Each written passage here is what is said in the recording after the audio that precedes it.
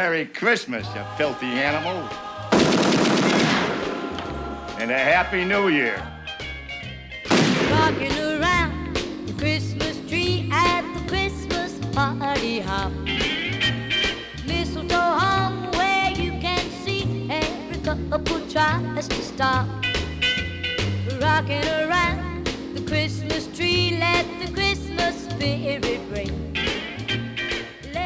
Merry Christmas, everybody! It's the Coffee and Hardcore Holiday Special. Happy Hanukkah. Happy Hanukkah. Kwanzaa, yeah. Yule. Merry Happy Holidays, mother bitches. Winter solstice, whatever you want to call it. It's a happy time. It really is. What's up, fellas? Doing good, Mr. Mick. Doing good. How you doing, Steven? I'm hanging in there, enjoying that holiday cheer that's going around. It's going around Boston there. Oh, yeah. Boston treating you well for the holidays? Oh, yeah. Public's awesome.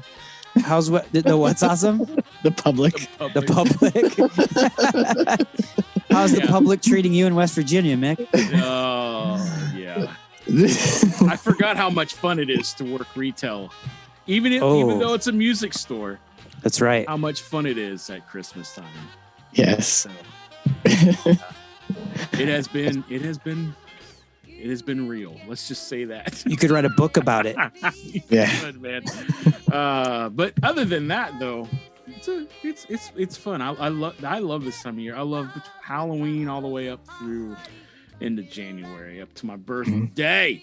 I like this time of year. Yeah. Dig it. Happy Mick birthday. Yeah, in January. Well, yeah. But still. Not a little ways away. We're dropping this. In December, it's about a month away. So yeah, man, right. That comes and goes. Yeah. Only the best people have birthdays in January. That's right. Oh, that means Stevens is in January. Is your birthday in January too? Of course it is. It's not January 2nd though. No, it's the 30th. Dang, dude, sweet. I'm the 22nd. Got the 30th January birthdays. We're taking over. Boom. Look at that. Taking it over, guys. And get this, we're both Aquariuses. Yep. So how about Aquariuses? You like them apples? How about them apples? I do like apples, actually. Applesauce, Christmas apples, candy apples, Christmas apples, apple crisps, dried apples, apple with cinnamon. Gosh. Fellas, this is sweet 12. candy apple. Sweet candy. Oh, it is. Yeah, I know. Holiday episode. Holiday episode, 12 episodes this year. Everyone is skipping through this intro, by the way. Trying to get to the good stuff, right? This is a great episode for December, right? I agree. Yeah. What are we talking about? We're talking about albums of the year, and we have our pick for the album of the year. We got that, which is pretty cool. Let's not give it away in the intro. We're though, not. Right? No. Okay. And then since there's 3 of us and we're picking 3 albums for ourselves as well, there's like 9 albums. So when you put it all together, we're kind of making our own little top 10 albums of the year. Kind of. Yeah. And you're gonna make a top 10 playlist, right? Oh, hell yeah. So let me ask you this: does the album of the year, the Coffee and Hardcore album of the year, does that play first or last on the playlist? Oh, I don't know. I'd say that's a good first and last. I like that. There we go. I like that. That's the winner. We got coffee. Our favorite coffees of the year. Favorite coffees of the year. Yeah, it's gonna. And be what good. band did we talk to, Steven, that you didn't talk to with us? You guys chatted with Squint. Ooh. Hell yeah! Squint. St. Louis, right? St. Louis. That's right. Yeah. Well, you guys want to get into it? Yeah, might as well. Let's do it. Merry Christmas, let's do it now. Bitches. Merry happy holiday. I was going to say cannabis. Merry happy Merry happy Crombus. I'm making coffee. Anybody want coffee? I'm making coffee. I'm having a cup of coffee. Does anybody want coffee? Because I'm having a cup of coffee. All right, here we go. We got some coffee of the year. Is that what we're doing? Yeah, why not? Yeah, Why not? we'll do some coffee of the year. I'm gonna go first, and I actually am gonna introduce a coffee we haven't talked about yet. It's a Purgatory coffee from Connecticut. Wait. Purgatory or percolator? Purgatory. It's like Purgatory, like a percolator. Yeah, with a K in there. Gotcha. So I found them online. They grabbed me because the artwork grabbed me first, and the name Purgatory. You got a picture of this to show us? Yeah. So the first one, it's got. Oh, that's really cool. It's so they have like a grim dead Reaper, Santa. dude. Yeah. A dead Santa with a dead Santa horse. Right. So they got like skulls. I think they're called reindeer. Dead reindeer. Santa horse. Whatever. So that grabbed my eye. And then I saw they had one, which I'll show you this one. So they had the New England roast. Bring it over. I put it more in the middle there. Oh, that's the lighthouse. That's cool. Yeah. So it had the lighthouse, and I'm like, damn, I gotta try that because I'm from New England. I grabbed that, and actually it was right around the holidays. So I had it for Thanksgiving for my family and everything. Nice. Is your family all coffee drinkers? Most of them. My sister is a pretty big coffee drinker. So this roast it's a dark roast. It's got blends of dark chocolate, maple, and hazelnut. It's not over the top. It's super smooth. Great taste. I think it's a dark roast that you could actually enjoy, Wiley, and it wouldn't heard that before. Do that. It wouldn't do that thing to you. But no, wouldn't make me shit my pants on the subway.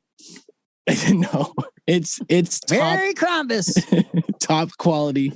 Definitely one of my favorites because literally I feel like I can drink it with like anything, any time of the day. With a little bourbon, a little scotch. Yeah, little scotch, little bourbon. It is so good. So I figured I'd try the next one, and that was this red package that you guys saw. This is the dead Santa horse. Yeah, this is the holiday blend. And it's a medium roast, and it has a whole bunch of stuff in it. Let me get my notes here. Yeah. So it's got this one is like super sweet. And my wife has already like attacked it, but it's got graham attacked cracker. It. What do you mean? Oh, like she loved it, so she drank it. Yeah, she's gotten into it quite a bit, but it's got graham cracker, I'm already sugar cane. Does it really have graham cracker though? Let's address that. It really does. It has sugar cookie. It has because remember we did one that said graham cracker. Yeah, no, this has it in it, and it's a medium roast. It's super sweet. It's really good. So I think I love the artwork. I love the whole put together. It's really great coffee.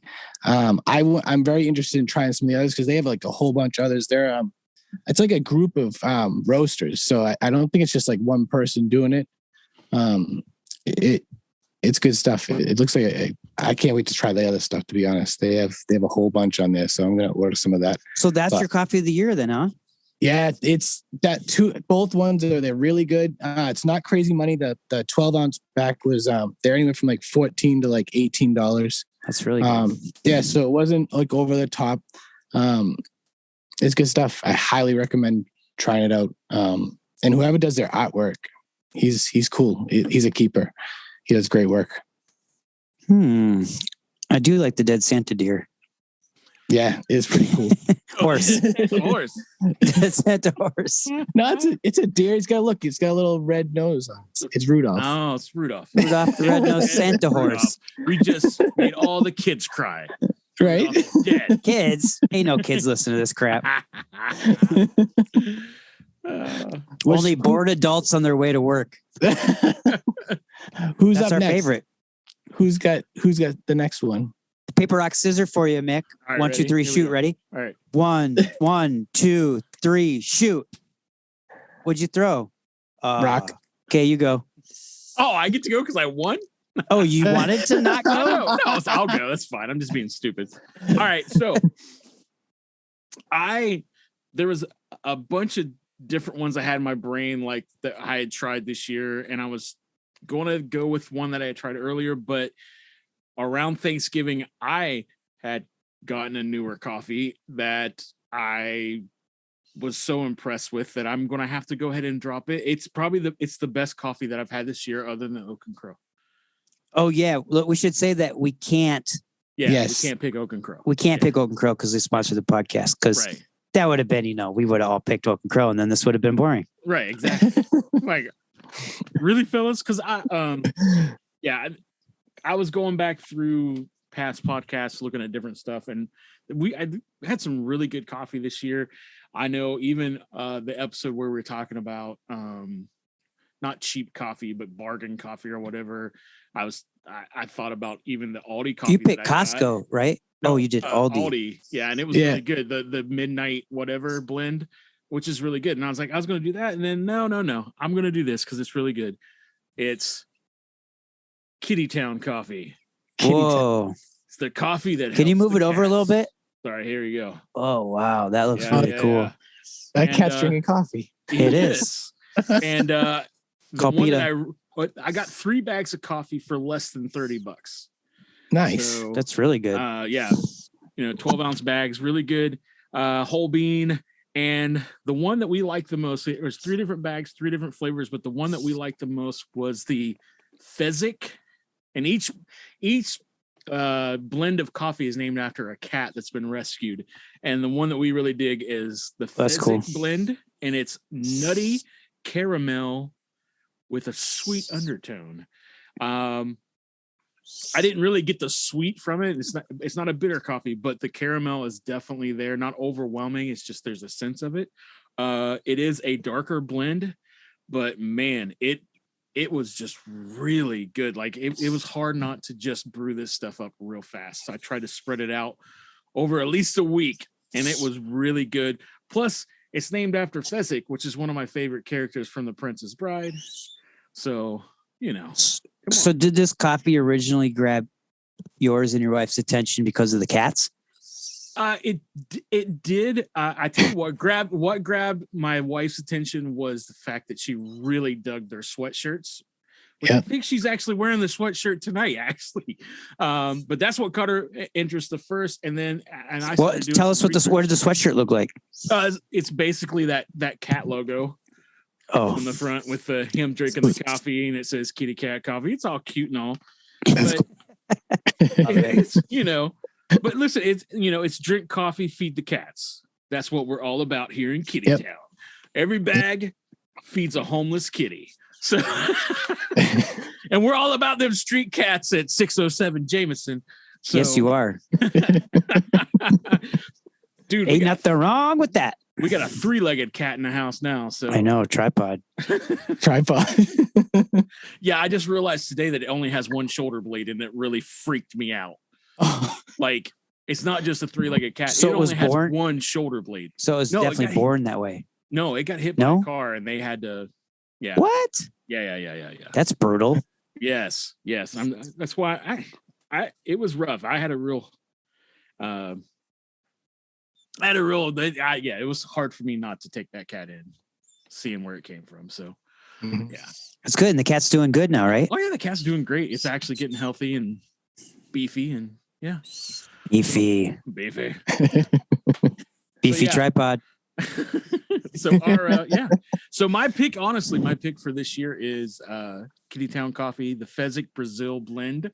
And we always put the links for stuff in our link section, so we'll put that up there because it's I'm not joking, guys. It's not just because it had a cat on it. It's not just I got it. I did some research and I'm like, okay, this stuff's really good.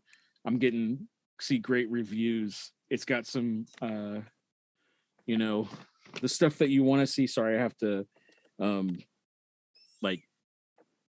can't glasses. My glasses I can't see. But it's also not only it's a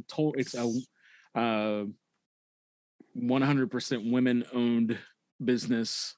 Like, they're doing a lot of good in their community, not just for the cats. So yeah, and it's great coffee. No joke, no lie, good stuff. So is it local to you? Did you say it's local? No. It's from. I'm pretty sure it's from upstate. It's from Pennsylvania. Nice. Yeah. I'm gonna try it. So Lebanon over there. Where isn't our buddy Mark? Isn't he from Pennsylvania? Yes.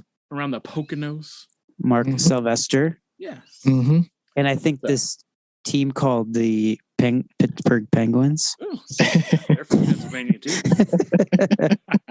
So yeah, there's my coffee of the year. Even though I got it at the end of the year, it is the one that I like the best. Nice. Town coffee. Booyah. Yeah. Ooh, yeah. All right, Wiley, your turn. What do you got? What you got? I got James Coffee Company. So we all picked one that we didn't didn't do throughout the year. Nice. So I found out about James Coffee Company because Mike Judge, Okay. in one of his stories, posted about the Madball coffee. Okay. And as you know, I like Madball. Right. Mm-hmm. And I was like, I'll try this. It's pricey though. It's $25 a bag. That's with shipping, but that's usually more than I like to spend. Yeah. But I grind those beans up, put it in there, made it at work. And man, it smelled so good. And everyone at work loved it. And I have to say, there's only one other coffee that I ever said that I liked maybe a little bit better than Oak and Crow or on the same par with it. And that was Ruby Coffee. Right. Yeah, I remember. But then I kept, like I said, I think I've told the story a couple of times, but I kept ordering it. I think 2 more bags and it all tasted different. And so I was like, well, their consistency is not on. So, I'm not ordering this again. Right. So I ordered the James Coffee Company after having the Madball one. I ordered the James Coffee Company Shop Blend. And they're from San Diego, California, established 2013, and has tasting notes of chocolate and vanilla.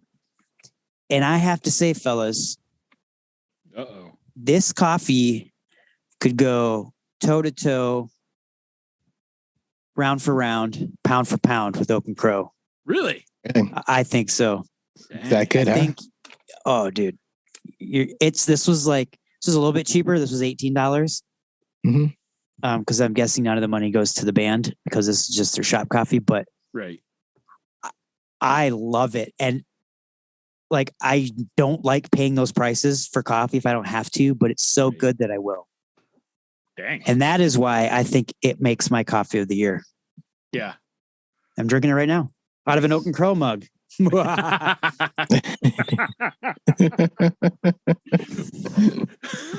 Right now, Jacob's like, no.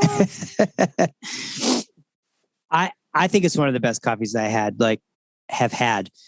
Of course, I have to put Oak and Crow above it because it's Oak and Crow, but right, only because Jacob's awesome, and he's a hard working son of a bitch. Yeah.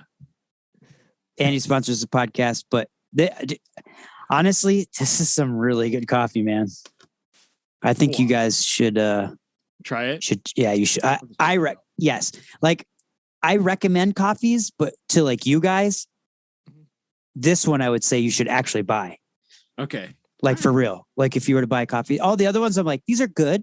It'd be cool to try it. But this one, I wouldn't be ashamed to put, my name behind it and say this is actually like coffee that you two should try. Right. I'm gonna try it. Okay. Yeah, definitely. Cool. Yeah. For real. Nice. Solid. But then again, I drink medium. You drink dark, so I haven't had their dark roast. But yeah, I like medium too, though. So yeah. But Steven, you're more of a dark roast guy, right? I drink both, but I tend to lean towards the dark roast, definitely. Yeah, but I like them both. I like them both, though. I'm actually sad that I can't do dark roast, but I don't like pooping in my pants. So, there's that. Yeah, it's not enjoyable. Yeah. So that's our coffee of the years. I picked James Coffee Company. Steven, what'd you pick? Purgatory Coffee from Connecticut. Mick, what'd you pick? Kittytown Coffee, all the way from Lebanon, Pennsylvania. That's right. And we are Coffee and Hardcore, and we approve this message. We out of here. You did it! Congratulations! Congratulations! World's best cup of coffee. Great job, everybody. It's great to meet you. Hi.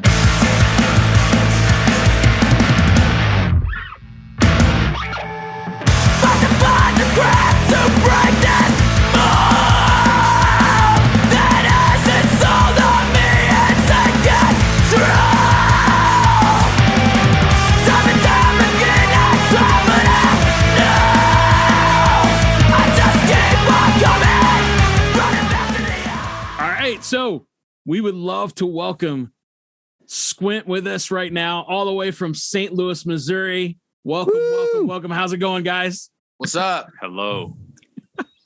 Introduce yourselves. Yes. I'm Brennan. I sing in Squint or yell or whatever you want to, Yep. You sing. You do some singing. Thank you. That's a compliment. I'm Will, and I play the drums.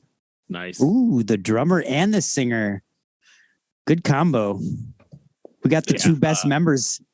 We're also the ones that talk the most. Oh, great. No, I'm just kidding. Singers usually do, right? Yeah, we got the ego and all that, so. Yeah. And drummers do now. Drummers seem to also, because it's really hard to find good drummers, I've noticed. Or they're in 10 different bands. Yeah. Let me know if you find one. I've been looking for one to join Squint for a while now. But yeah, no, you're totally right. That's a thing here, like in St. Louis for sure. All the good drummers are in at least 3 or 4 bands. Yeah, you mean 10 to 15?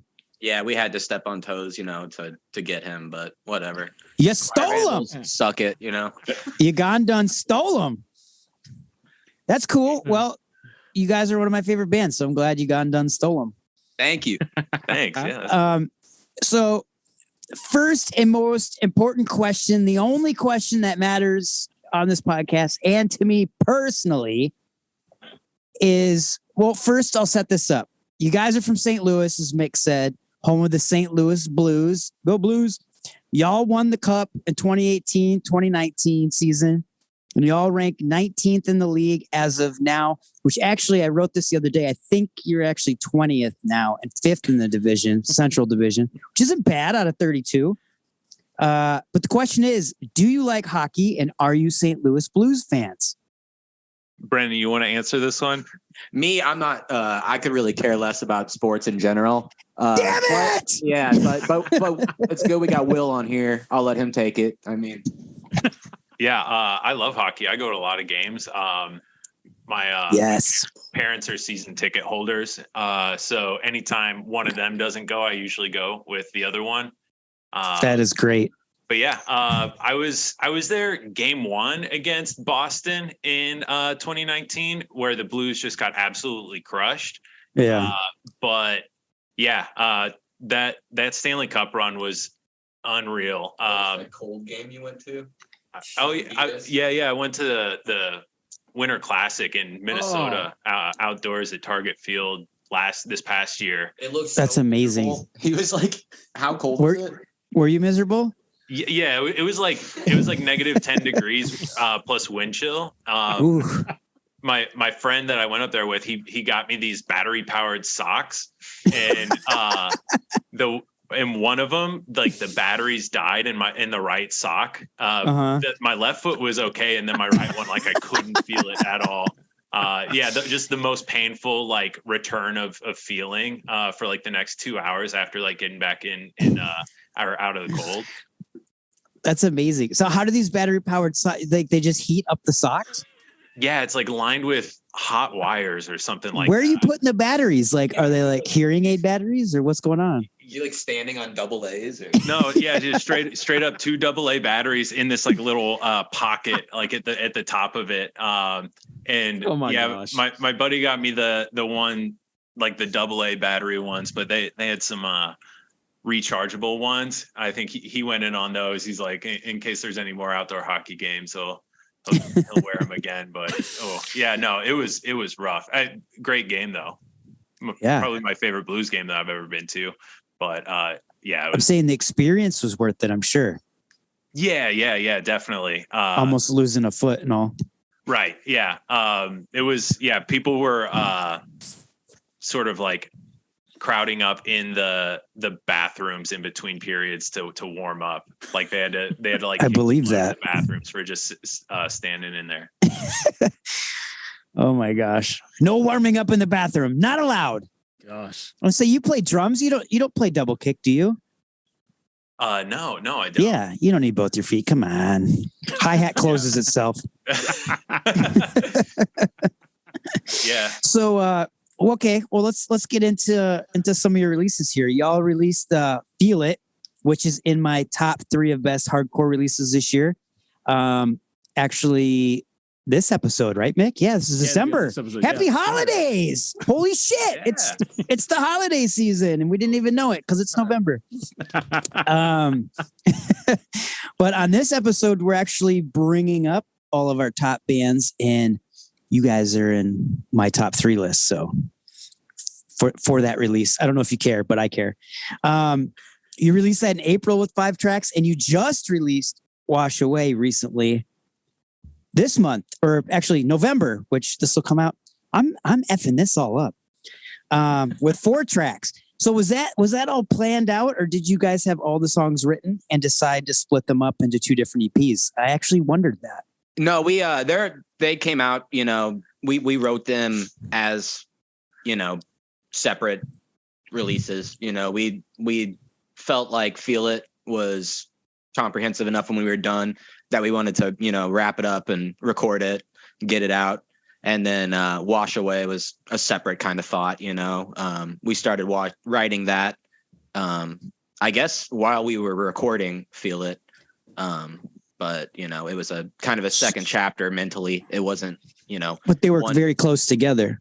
Yeah. I mean, we never really stopped, even now we're writing for our next release, our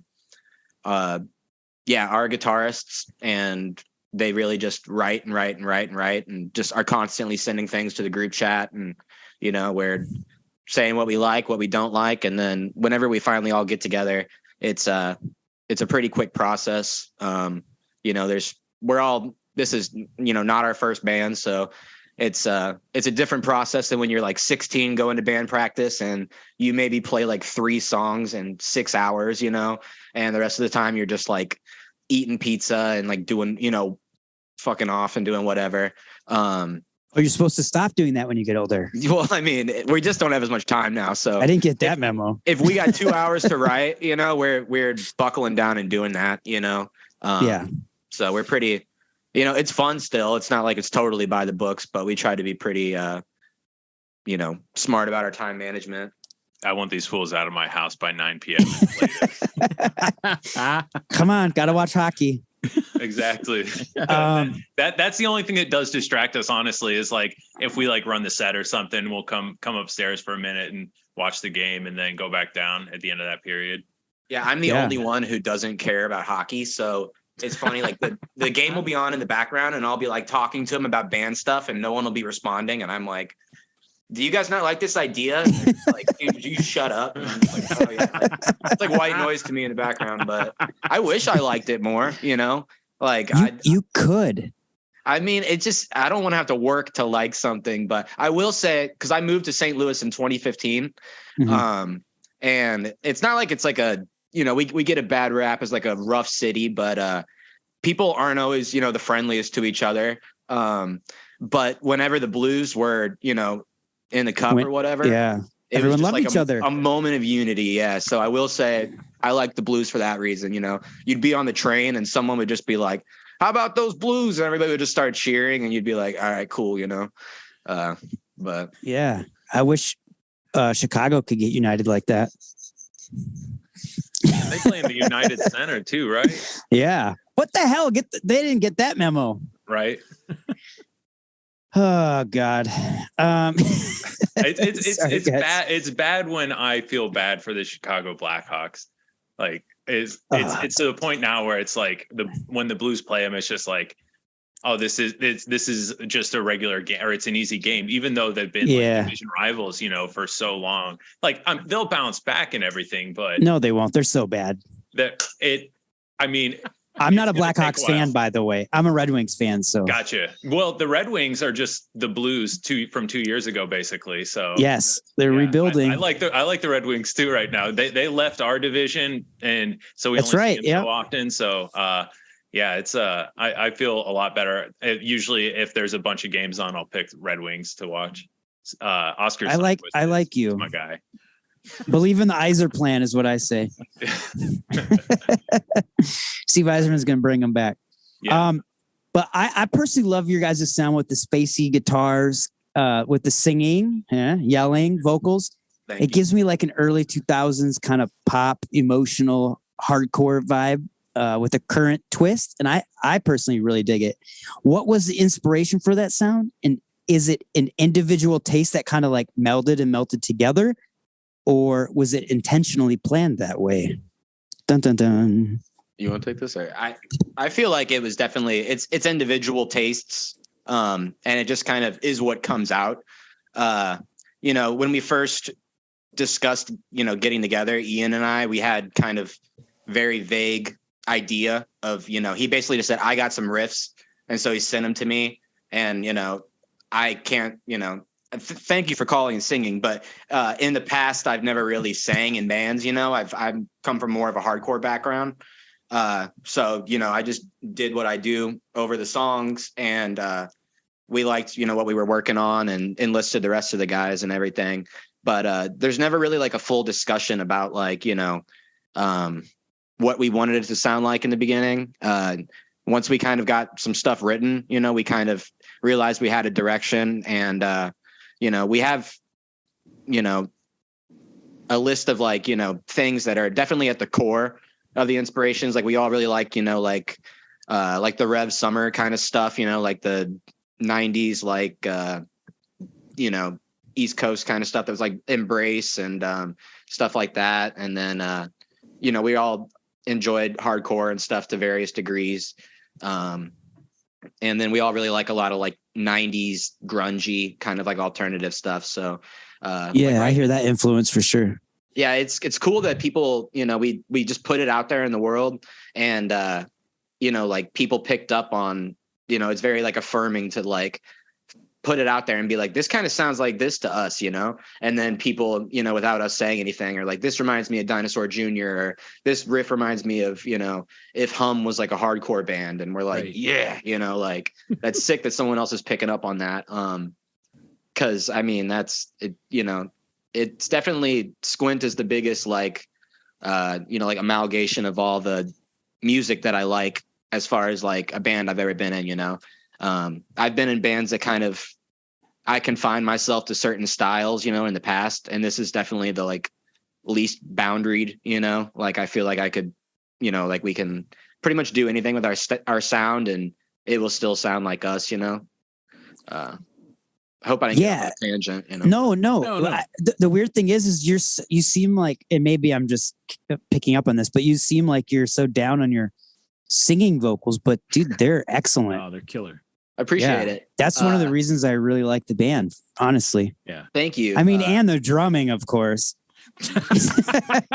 Will's, immediately, like I said, when Ian and I were writing the riffs, it wasn't like we had a list of drummers we were trying to pick from, it was like, we want Will, and he plays in another band also called Choir Vandals. That's kind of more, just soft and kind of, I don't know, like I'd say it's kind of like Wilco-esque. Is that fair to say? Is that the band you stole them from? Yeah, that's the one. Or borrowed? And, he's like a great drummer in that band, but it's definitely very different, him drumming in Squint, Yeah. More aggressive. Like, a different animal. And it's cool to see that side of him come out. And then it's cool to go back and watch him with Choir Vandals, because I don't know, sometimes, the more in the pocket drums, are actually what's more difficult. And, Oh, for sure. Yeah. So Continue. Yeah, this is great. Yeah, keep talking more about. He's never heard me be this nice about him, so he's gonna covet this. He's like, this I want a interview. copy of this interview, please. Yeah. Mick, ask away, my friend. Yeah, I really dig the artwork on both of these EPs. Like, what's the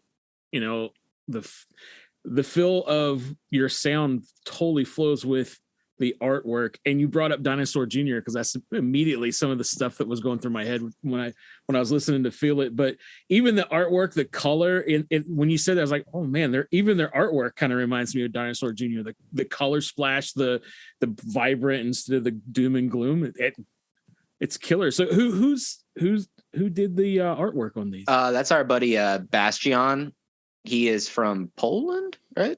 Yeah, he did both. Yeah. He did both. Yeah, he did both, and he is just someone we came across on the internet. He has like a pre-existing relationship with our label. He's done, artwork for other bands on there, and when we wrote "Feel It," we just sent it to him, and just we had initially had this idea of like we wanted some guy with like flowers growing out of his head. I don't know. When we initially came up with it, it was a lot more lame than what he ended up, coming up with. He came up with like he sent it back to us and was like, I took your idea and I just made it a lot cooler. It's like the Stonehead, right? Yeah. He was like, I made it a statue. And, basically he was just like, I listened to your record and this is what I came up with, and we loved it. Yeah. And so with Wash Away, we did the same thing. We just sent him the record ahead of time. And he just came up with that? Yeah, we just sent him the record and all the lyrics. And we were just like, do your thing. And he sent it back and we were just like, this is perfect. That's cool. It's, obviously it's a photo of a desk, or not a photo, but a drawing of a desk. And there's just, it's kind of like an I Spy, with I like that the ink spilling. That part's really cool. Yeah, there's all kinds of little stuff from the record that the more you look into the lyrics, the more because even I'll be like, I don't know why he included that, and then later on I'll be listening back to it and be like, that's that tricky, Wow, so he really took the time to listen and put the art together for it. That's really cool. It's hard to get artists to do that sometimes. Yeah, he's like another member of the band. So shout out to Bastion. His name is GetXXLost on Instagram. He does, all kinds of stuff for other bands. And, definitely like, we're not trying to, gatekeep our artists, or anything like that. We definitely want them to do well, but he is our guy, don't get it twisted. The artwork for Feel It, it was awesome because I ordered the tape. I think you got the tape too, right, Mick? Yeah, I got Mick and I have to Wash Away. Oh, I ordered Wash Away. I did not get my Wash Away yet, but you got yours. Ooh, I did. It's right here. But on the Feel It tape, I thought it was great when you actually opened it out of the casing. It had the color, like I'm colorblind, so I'm not sure what colors it was, but I thought that was really cool. It was kind of like an added bonus to the artwork. It was different. Yeah, that's he just when Bastion originally did it, he sent us a couple copies and was like, which one do you like? And we were just like, can we just have them all, And we wanted to find a way to, work that in. And I don't think we even came up with that. I think that was Jonathan, our label guy. He does all the layout stuff for us as well. That was cool. It was a cool surprise. Yeah, he's I don't know, it's nice that Squint's like, we've got our 5 core members, obviously, but it's, there's a lot of people behind it, and there's a lot of minds working towards it. And it's nice to have like a team behind it, and people that are, putting their creative spin on it, whether it be visually or, production wise or whatever, what are you smiling about? I see him smiling back there. No, I was just thinking, I was listening to this episode of Turned Out a Punk a few months ago with Connor Oberst on it. And my friend and I from Bright Eyes. Yeah. We counted the number of times he said, in a podcast interview, and Brendan said it a couple of times there. So I was smiling at that, but we had that. We had Jack Kelly of Slapshot on. Yeah. And what was it that you and Steven said 1,000 times? Right. I think it was like 600 and something times. Yeah. I counted. Between the two of I counted. I'm just like Jack Kelly from Slapshot. That's what they're saying. Right. So talking about your record label, Sunday Drive, man, those guys have some pretty killer artists on there. Like from listening to you all, I found Fever, and then I also found Anxious Arms, which was like, I was kind of, I don't know, I'd never heard of Sunday Drive Records until I got a hold of your stuff, and then I found all this other stuff, and I was like, holy cow, that's awesome. Because yeah, we love that label. Like prior to the band, you know, two of the guys that aren't here, Ian and Dave, are guitarists. They were in a band prior to Squint called New Lives, and it was like one of, like, you know, the first, it was like Sunday Drive number 8 or something like that. The release, I don't remember the exact number, but it was one of their. So you were first destined releases. to be on the label. Yeah. Well, there's just a long pre-existing relationship, you know, and over time they kind of, you know, we watched them kind of like branch more into the hardcore world, because they kind of started off more as like an indie kind of shoegazy sort of label, you know.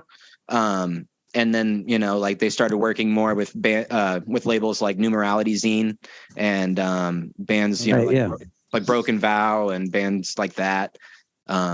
So we felt like, you know, whenever we were writing the EP and everything and got it all done, we were like, this would fit perfectly with like the sound of Sunday Drive. And the way Jonathan goes about everything is just like, you know, I've never really dealt with labels before. Will has. So I don't really know, but it's, you know, seems like a dream to me. He said it's been the best experience he's had working with a label. Is that okay for me to say? That's positive. Yeah, I would say so.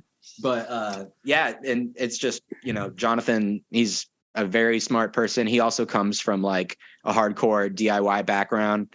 So, you know, it's all very transparent, you know, as far as, you know, like the breakdowns of stuff, as far as, you know, when things are going to come out, as far as, you know, just everything is, you know, it feels like a, Will's going to count your I knows or you knows. I can see him. I lost count. Yeah, go ahead. You're not going to get me in my head, you know. You know. The next record titled, you know. Yeah. Well, if you don't know, then you know. Now you know. Now you know. If there's any long awkward pauses, just know that I'm holding back, as you know. It's all fine, man. We're so excited to have you guys. But I did want to say, I don't know if you guys can see Mick, right? And his little box here. Yeah. On his screen. For some reason, you look like a Diane Sawyer interview from 1980.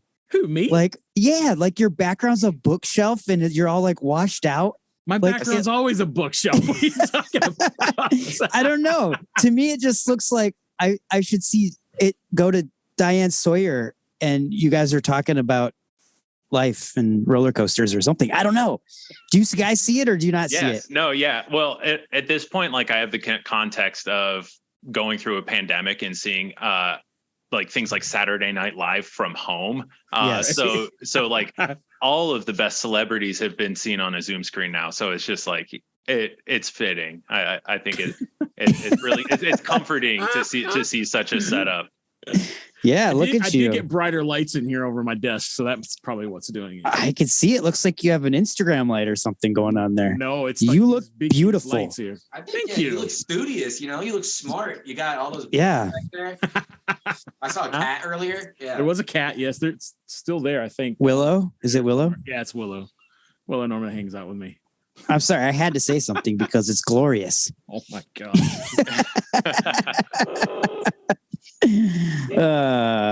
He knows I'm never nice. Yes, I am. I'm always nice. Yeah. So I know you guys said you're continually writing. Do you have anything in the works? And I know you just released this. I know that's kind of a crazy question because you just put out a release.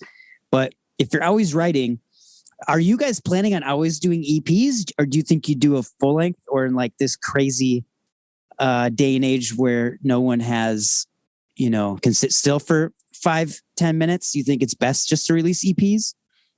We were actually just talking about this because it's a question that we asked ourselves. And so I think our stance on this right now is like, we're going to keep writing songs. Like Dave and Ian basically have a folder of demos that they constantly add to and change things around in there. And they're sending us stuff all the time in our group chat. So the way that we usually like go about writing is just like we'll pick one of those at a time. And basically for the first 2 EPs, we just kind of like got to a point where it's like, that feels like enough. Let's record that and put that out. And it's like, with the first one being, I guess it's, technically 5 songs. The Squintro is like something that we that's the best name, by the way.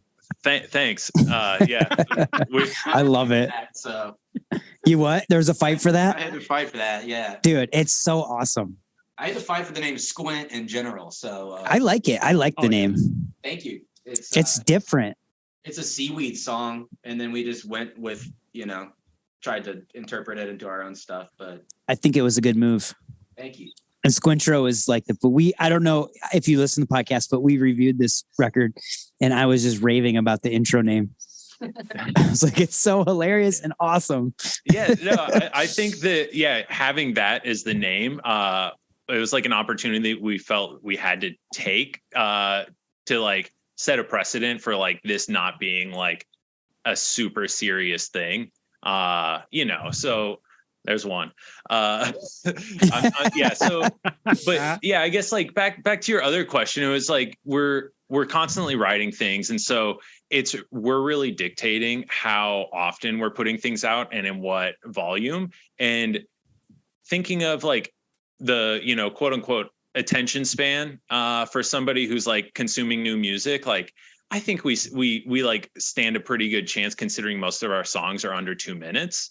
Like even if we put out like 4 songs at a time, like that may be the same as somebody else putting out 2 songs or something like that. So our approach right now is like we're constantly writing, and we're basically going to just kind of take it as it comes. And if we have a few songs that like would go together well, then we'll just record those, because like that's the thing that takes the longest, is to record it and do all that. Like so it almost feels like if we write like a full length, intentionally, that we won't see those songs for another 10 months. And in that time, like we'll already have written another 10 songs or something. Oh, that's very true. Yes. So maybe that's what happens if we're doing, vinyl releases.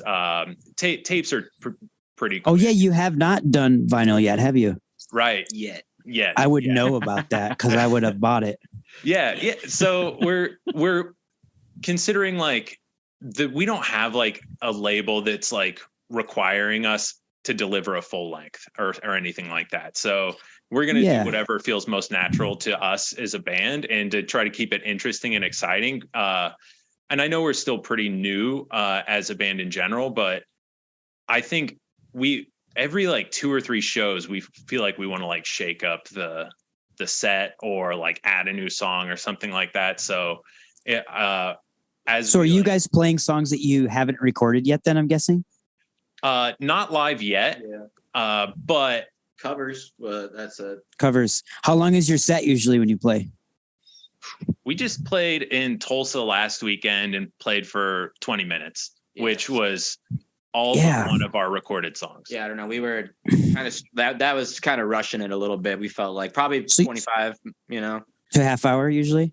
Yeah, around there. We played with Drug Church recently, and they were like, "Can you guys play for 50 minutes?" And we were like, "Oh yeah, no problem." And we were just like, "What the fuck are we gonna do?" But 50. Yeah, we can do that. Sure. All right, we're playing the set twice. Yeah, in reverse order.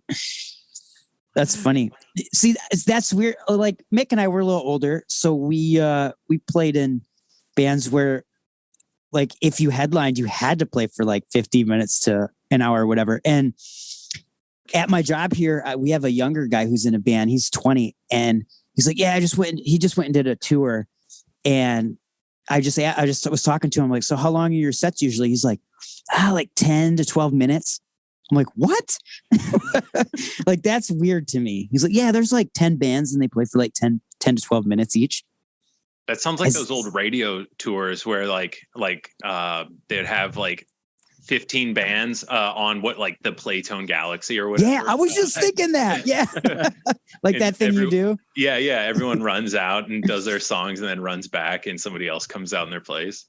Yeah, that's crazy. To tour and to put all that work into just 10 to 12 minutes seems insane to me, but hey, Yeah, and then like to turn around and be like, all right, can I get my like $200 gas guarantee? You know, it's like when the breakdown for like, you know, your hourly, what you're making is like, damn, punk is pretty lucrative, you know, but yeah. No, here's your slice of pizza and beer. Now leave. A 10-band show. I mean, I guess 10-minute sets, it wouldn't be as bad, but that sounds like a nightmare to me. I remember, I guess I was younger when it happened. You remember like the 10 for 10 tours? I don't.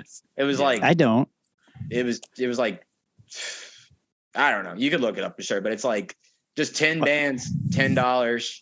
And it was like Terror, Death Before Dishonor, like oh wow, Trapped really? Under Ice. That sounds awesome. Yeah, I mean, it was like The Ghost Inside. Like it was a pretty wide, like, you know, array of bands at the time. This was like 2010, I want to say maybe or something. I don't know. It just makes 10 bands for $10 in 2010. Boom, hell boom, yeah! Boom. I didn't even think about it, but yeah. At 10 o'clock. That sounds like a nightmare now. Oh my God, that started at 10 o'clock in the morning. Maybe, but, yeah. 10 a.m. God, dude, I if it lasted till 10, I'd be dead. No, 10 a.m. I know both, like 10 a.m. to 10. 10 to 10? 10 hours? 10 bands, 10 a.m. for 10 hours. That fest we played last weekend, there was, you know, it started like 1 p.m. and ended at like 11 p.m. And that's pretty like, brutal. Yeah, but, you know. What fest was that? And you know, you want to stay. You want to support everybody. Yeah, especially that one. There was all good bands on. It's called Act Like You Know. It was in Tulsa. Yeah, I saw that flyer. Yeah. Yeah, shout out to Aaron. Thank you for having us if he's listening. But yeah, he's not listening right now at this moment, but all right, well, he might be when we drop it. Sorry, I'm a jerk. Yeah, we're playing this like house after show, Banging in the Rock in a couple weeks, and like that's after the fest. Yeah. Oh wow. I'm so like used to this. Like, wait, you're playing the fest and then you're playing the show after? So we're not playing the actual fest. Our homie, who is putting the fest on, we had the nerve to ask him if he could throw a show for us. You're the after party. Fest. Yeah. Yeah. Yeah. That's cool. We'll see how that goes. I don't know. It's like after 8 hours of death metal, I don't know that people are gonna want to pack into a house and see us, but you never know. You never know. We'll get to see Race Trader though. I'm excited for that. I've played with Race Trader before. They're a really good band. Yeah, I sang on did some gang vocals on their 2018 release. I think it was 2018. Name drop. What'd you say? Fight to win. That's awesome. A Grammy, an Emmy. I don't know. I don't know. You win. It'll win an award. Yeah. fight to win. For the best gang vocals of the year goes to William of Squint. Okay, guys. Do you guys drink coffee? Yeah. Oh, yeah. I do. He don't. Wait. So you like hockey? You drink coffee. You don't like hockey, and you don't drink coffee? No, I drink coffee. Will just. Oh. What he's drinking is not coffee. Coffee. I drink coffee. I enjoy it, but I drink it for necessity more than anything, like to keep me awake. Man, ain't nobody need a gallon of coffee a day. This man carries around, I don't know. This thing, this nice giant water bottle. Let's see it. I don't see it. Shout out all the bands. Oh yeah, that's big. That's a big one, bro. Of cold brew. No, at this point, all right. We were in Tulsa last weekend, and we were talking about going to get some coffee before the gig on Sunday, and I'm proud of this. I think this is good. This isn't. I'm not ashamed of this story at all. Don't be. All right. Well, own it. We're getting ready to leave, and Brennan's like, "Hang on just a second. We're in Airbnb, and he's like using the Keurig there. He put like 12 Keurigs or something in that, and then dumped a bunch of ice in it and shook it up. Yeah. So was it good? What's the outcome? I need to know this outcome. Yeah, it was great. That's really funny. I like that. I mean, I saved a ton of money on coffee, No, he said, this is because I'm not going to get coffee when we go out, and then he's still got a coffee. So maybe he does like coffee. Yeah. But you know what? That iced Americano that I got then, and then the canteen that I drank the Keurig coffee from like 3 days later tasted exactly the same to me. So, you know. Yeah. Nice. I got no shame in my game, whatever. You know, I'm frugal, and I think it's a good thing that I can't tell the difference, you know? Yeah, if you're frugal, yeah. We don't know the difference either. We fake it. We act like we know what. He does too. But this is true. We do fake it.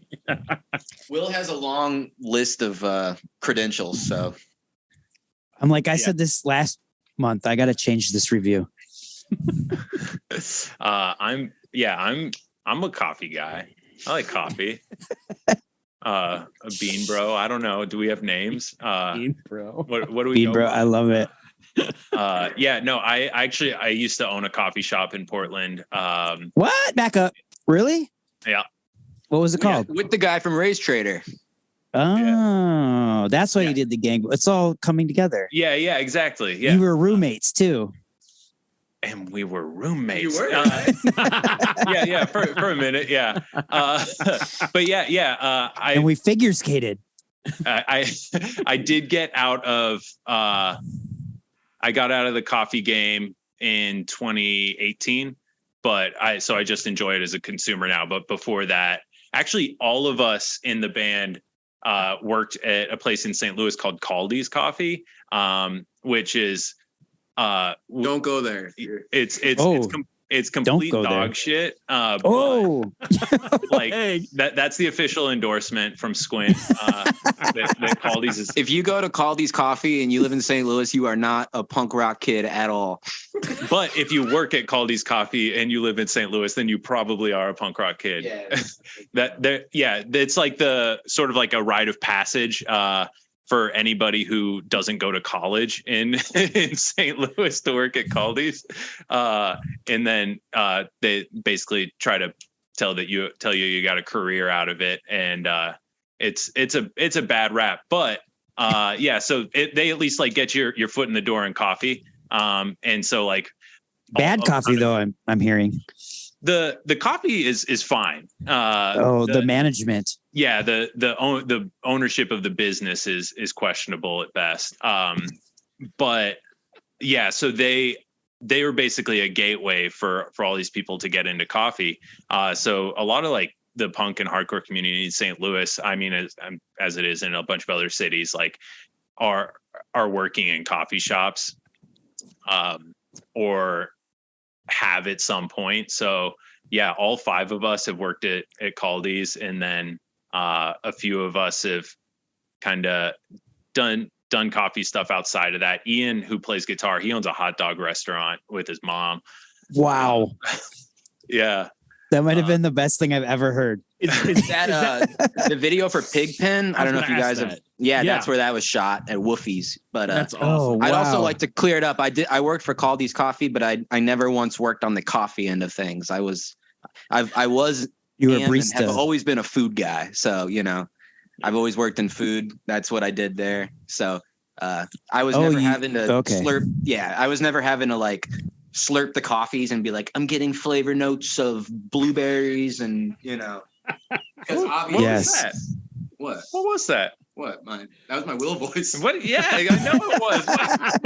Why are you throwing shade on the coffee game? Man, I'm saying I never did that. And he was putting bagels in the microwave. Yeah, honestly, but you know, that's I do know. Like maybe I would have more of a palate for coffee had I done that, but yeah, you know. So the coffee's not bad, the management's bad, but if you're a punk rock kid, you're working there and they're taking advantage of you. Yes, but you can probably go on tour and maybe have a job when you come back. Yeah, that's why we. That's a plus. They've got a wide enough staff to where you know they can fill the gaps while you're gone, and you know. Yeah, that makes sense. Mick, throw him the question that we always ask every guest, the one that we love. You know what I'm saying. You know what I'm saying. So we ask this question every time, and there is no shame No answer is too far gone. We always ask this. What is your go-to guilty pleasure? This can be album, TV show, or a movie or a series. It could even be a book. We had a couple of people drop some books. Oh yeah, could be a book. Yeah. So what's the guilty pleasure? It's hard to say because I don't.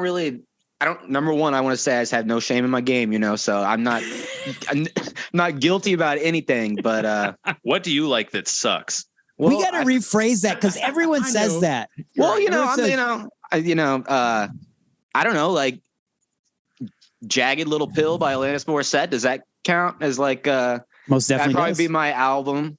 I don't know. I like that. That's a good pick. Album though. It's not. It is a good album, but it right? is a so guilty that's why pleasure. It's hard to say. And see, it's for a movie, guilty pleasure to like on a hardcore podcast. Come on. For a movie, I was gonna say Hot Rod, but dude, I feel Hot Rod is the best. Well, it's a classic, but it's not a.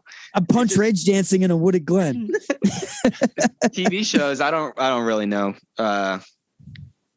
You ever see Agents of S.H.I.E.L.D.? No, I've never heard of it. It was like an ABC Marvel show. Yes. And really? It was like 10 seasons, 12 seasons long. So you can imagine now it's just like, amazing. Yeah. But I watched it all and I would watch it all again. So those are my three. If you found the DVD at a garage sale, you'd watch it? Yeah, I would get the box set if I could find it. I'm going to look for it for you. I'd do it, please. I appreciate it. That's a promise. That's a promise. I got a guilty pleasure. It's like this piece of art behind me is this. It's a representation of the Swan Station of the Dharma Initiative from J.J. Abrams and Damon Lindelof's Lost. Which I actually recently went back and watched all 6 seasons of that. I actually recently watched Lost also. Yeah. Again. I think it's a great show. Yeah. It's great, but I feel it's my guilty pleasure because I think that it ruined television, much in the same way that Lord of the Rings ruined movies. Not that they're bad movies or bad things, but like it just like created this like this new sort of like format for telling things, and like the Lost television show format is one that is so frustrating, and it's so common in these hour-long dramas now, where you start something and it looks fucking sick. You like all the characters, like everyone is interesting. You start the story and you don't know what's going on, and then you're just getting breadcrumbs the whole time, and you're just following this trail of breadcrumbs, and it sort of leans on that. And leans on like these constant cliffhangers and the same formula for the beats and the writing and everything. And I think that it's really effective, and I hate that it's so effective. It's very engaging, but there's like I like watching any drama since then. It's just like, oh, this is a total like Lost thing. But then you can also like trace that back, and like Damon Lindelof is just directly like ripping off Twin Peaks for certain things. And so like there's this whole like lineage of things like that. But like my guilty pleasures are usually like those things that like kind of like change the game a little bit, not always for the best. And it's getting further from the truth for me. Everything that I watch, maybe it's because I've seen so many things, but it sucks because every single like streaming platform now, like Netflix, Apple, you name it, they all have a show there where they're totally ripping off Lost, like the same, but you still get drug in because, like you said, there's all these weird characters and you don't know what's going on, and then this happens, and then there's a cliffhanger, and you're like, shit, now I gotta watch that. What is going on? And well, I guess it's just smart. It's smart television as the maker of it, right? Because it's making the viewer hang on to the show. Totally. Man, I can barely speak. I'm just upset that that's a good thing. That for right. Yeah. Everybody's just watching things all the time, but I fucking love it. I love watching stuff. I've never seen Lost, so I feel like everything probably like, all the stuff you're talking about and new stuff, I'm just like, this is sick, I don't associate it with Lost because I've never seen it. My girlfriend likes it a lot. There's season 6 of Lost, Mick, or or what, Mick, was it you that you're saying you recently watched it? No, Wiley. it was me. Yeah. Wiley. Okay, sorry. Yeah, so season 6. I'm not going to give a spoiler alert. No, The show's it's been out old. forever. Okay, Right. Jack, main character, has a child, and that child it was at the time obviously a child actor in the nature of what I'm saying, but he went on to be in like a popular Netflix show and sings in a band called Wallows. What's the Netflix show? 13 Reasons Why. Which Haven't seen it. Yeah, it's really angsty, right? Yeah, it's a teen drama, which I eat that shit up. Like, I love teen dramas. Maybe that's my guilty pleasure. That should be. You're still in the guilty pleasure segment, so we're good. Yeah, great. But you're still in the no shame zone. This kid basically, right before I got to season 6, a friend of mine was selling merch for that band on a tour and asked if I could help sell shirts in St. Louis at the show. So. Met that dude and I was like, oh, you're an actor. Okay. No way. You met that guy? Met him. Yeah. And how old is he now?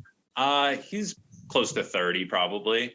Wow. But yeah, so at that time, like right the day after was literally the episode where he's introduced as a kid. And if I would have known, I would have punished him so hard about being on Lost. Like I would have just geeked out. Oh wait, so you didn't know that he was the kid from Lost? Right. Yeah. At the time. And then you went and then you were watching it later at home and you were like, what? Yeah, exactly. Yeah. That's crazy. It probably worked out that way for the best. Yeah. You're probably right. Yeah. Most people, even if they were in Lost, probably don't want to be talked at about Lost for 15 minutes. Yeah, because he probably is a lot. Yeah. He's like, oh God, not another one. So this is the time when you all get to plug any friends, bands, artists, coffee roasters, or anything that you want to plug. You guys got the floor. First, we already talked about Bastion. That's our art guy for sure. So, and shout out to Jonathan too from SDR, who we talked about. And then I don't know. I meant to make a little list of bands to shout out, but I didn't. Shout out to Snuff from Chicago. Those are like some of my best friends, and they're a great band on top of that. And then shout out to Direct Measure from St. Louis, Prevention from Springfield, Illinois, Strange Joy from Texas. Shout out Race Trader. Yeah. I don't know Race Trader, but shout them out. Yeah. I got some coffee roasters or coffee companies that I like to talk about. Yes, please. Yes. Nice. So here in St. Louis, we got a bunch of really good coffee roasters. So Sump Coffee, What was it? Sump Coffee, SUMP. There you go. They've been in South St. Louis for like 11 or 12 years now. They're great. There's a multi roaster here called Comet. Always got the goods coffees from around the world. And then out in Portland, Oregon, shout out to Oracle Coffee on the South Waterfront. They got some vegan pastries and some wonderful coffee out there. Nice. What is a coffee that you drink on the regular? I just like, do you have like a daily? You don't have like a daily one that you make? Not always the same one. I go out and get espresso a few days a week, and then at home I just get a bag of coffee from Comet because they're getting stuff from all these roasters in Europe and in the East Coast and things we can't get around here. So I'm just always making pour overs at home. So Comet is just like a store that sells and hosts all these other coffees. They don't do their own, or do they also do their own? No, so they don't roast themselves. They curate this like rotating offering. So at any given time, they've got like 7 to 10 different coffee roasters. That's cool. So they're like shelves. in-shop coffee club. Yeah, exactly. Yeah. And it's all like really high quality stuff. And they cater to like every coffee drinker as well. But the business model that they have is by far my favorite for a at-home coffee shop. Like if I go to, some different city, I'll want to check out whatever roaster is from there. But having a cafe like that that's close to home where they're always going to have something different to offer is really exciting for me. Yeah. Comet Coffee. You should write that down, Mick. I already did. Oh, look at that. Ahead of the game. On it. Ahead of the game. Say, I drink Schnucks Donut Shop, made in a big pot. And then I usually let it sit for overnight till it's room temperature. And then I pour it over ice. Also, I don't have any roasters, but I want to shout out all my favorite delis. Adriana's Deli, Blue City Deli, Mom's Deli, LeGrand's, Eovaldi's, and Joya's Deli, which was Riley from Power Trip's favorite. Rest in peace. But Aunt Shirley's Deli. Shirley's. Aunt Shirley's Deli. Come on. Hey, what are you guys doing for the holiday? It's the holiday episode. Surprise. Wait, no, we already said that. Wait, when does this come out? Yeah. December. Like mid-December. We might have already done our little weekend run, but I was going to say we got a little pre-holiday weekend run we're doing. Little Rock. That we did. Yeah. Or did. Sorry. Yeah. One of these already happened. Little Rock, Wichita, Kansas City. We're really looking forward to it. Or you guys were great. But the actual holidays, I don't know. I'm probably going to go see my family. They live in Central Illinois. So go back. Oh, is that where you're from? Yeah, I'm from Champaign, Illinois. Oh, nice. Yeah, born and raised there. And then I started moving around when I got out of school. So that's why you're not you don't like sports. So never mind. Yeah, just in general, really. But, You like playing sports? Kind of. I like lifting weights. That's my thing. Okay, but we'll call that a sport. There, cool. Yeah, then I like sports. Okay, cool. Yeah, it's active. You're building. You're working yourself, right? You're learning. See, I like more like I don't know. I feel bad saying this, but I don't like the team aspects of sports. You know what I'm saying? Yeah, fuck teams, fuck people. It's all about yourself. Yeah, I'd rather just do it myself because I know I can do it myself. Have you ever heard of skateboarding? Yeah, but I'm bad at that. That's just because I tried that for a long time, and then you're a weightlifter though. You don't have a spotter? No, but lifting the ladies. Yeah, I don't go too hard or anything. I'm not a power lifter, but I That's also, cool. My staying in shape. She helps me when I can, so when she can, but yeah. You mean with the gym stuff? Yeah. It's cool. She usually goes with me, so couple that lifts together. Yeah, there you go. Yeah. Lives together. Yeah. Lives together. Oh my God. So to take us out of this, unless you got any more questions there, Mick? No, I'm done. No, you're Diane. So your interview's over. Yeah, you're had enough. That last phrase you gave, man. Can you tell I'm working still? My brain's in work mode. Anyways, to take us out of this segment, what Squint song do you want us to play from your newest EP from Wash Away? Do you got one you want? Yeah, what is it? I like Treading Water. Yeah, he likes Treading Water, but we're gonna go with Seeds because it's got a cool whistle in it. Oh, you want the whistle? I was gonna say, what's the meaning to you personally about the song? But it's the whistle. I love it. That's the meaning. They let me do a whistle on it. Now I'm gonna plug it every time I can. It was pretty funny recording that song during the whistle part. Will was just like opening the closet of the dude who records us, Gabe, and just pulling out, random doodads and shit and just being like, can you use this? It's auxiliary percussion, okay? Yeah. That's going on his resume. Nice. But yeah, lyrically the song's about just like stretching yourself too thin for others to the point where you don't give any time for yourself or any energy for yourself. Like that core lyric in the middle, you leave out seeds for the birds to feed while you wither to bits is like, wow. like you're like you're so concerned about other people and, putting them first that, you're withering away, and you're, and then there's that part right before, during Will's whistles and all that, right before the breakdown or mosh part or whatever you want to call it, where it wraps it up with the, you give all your seeds so you'll never know what could become if you let a seed grow, just meaning that, if you give all of yourself away to everyone else, right, you're never going to have time for yourself, and you're never going to grow as a person, so. Those are great lyrics. Is that something that personally is something that you struggle with or deal with, or is that kind of like a warning? It's more like observational, like people in my life. It definitely, I don't know, songs, they're not like, I'll start writing a song about maybe a specific instance or a specific person, and by the end of it, it's just such a vague idea. It's more, there's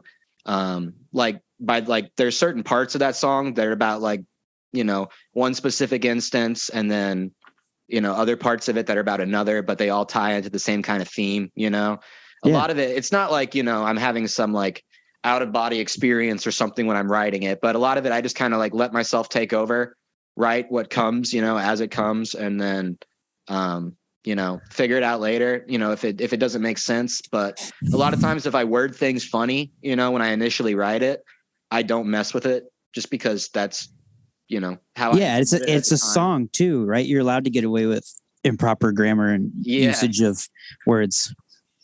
It's music, it's art. Yeah, exactly. But I love your voice. Oh, go ahead. No. I was just gonna say it sounded like all of our songs are diss tracks essentially, or they start as diss tracks and then they grow. Well, it's kind of like, I think you've said that before, but honestly, it's just the wash away tracks, which it wasn't intentional. Like Feel It is very kind of like introspective lyrically. A lot of it's about like issues that I was having personally. Whether it be with like anxiety or like addiction when I was younger and stuff like that, but, definitely Wash Away is more like accusative, but I don't think it's like, necessarily like angry or hateful towards, especially towards any specific person, but, I kind of learned my lesson when I was younger, writing songs about people or things that I hate. 'Cause, that anger is like a short-lived thing, but you got to perform those songs for years to come. So it's like, are you really sticking it to this person, that you like wrote a song because you can't stand them, and now you got to sing that song every night for, and it's cemented forever in your albums and Spotify and exactly. All that fun stuff. It's almost a bigger fuck you to just say you're not even worth the time, or, or do 100%. kind of what I do, which is I'm not writing about that person. I'm writing about my experience with that person and how it's affected me. You know what I mean? And yeah. I'm very, confident in my lyrics and very proud of them. Especially in Squint. I've liked all the stuff I've written for prior bands, but something about Squint, just like the music with it, like I said, it's not like it unlocks some part of my brain that I've never, dealt with before, but dude, your voice is great. I love your songwriting. I love your band. I really do. And I picked your first record as one of my favorites of this year, not because Wash Away is bad or anything. It's just I haven't had enough time to sit with it yet. No, I get it. Yeah. Like I really need to sit with these songs. I listened to it 2 times all the way through so far, and I really do like it. But I need to, you know how music is. You gotta let that sit. You gotta feel it. You gotta take your time with it. And we definitely appreciate, people taking their time with it.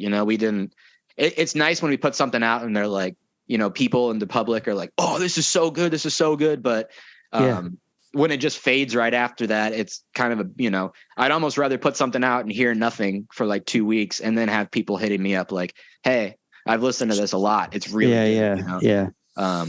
So, Well, cool. What's the track with the whistle again? We're dropping Seeds. Track Seeds. 2, I want to say we're doing that right now. We're gonna drop it. Thank you, fellas. We're gonna end this. We're gonna bring it out, and we appreciate you being on the podcast. Hell yeah! Thank you guys for having us. Thank you. Yep.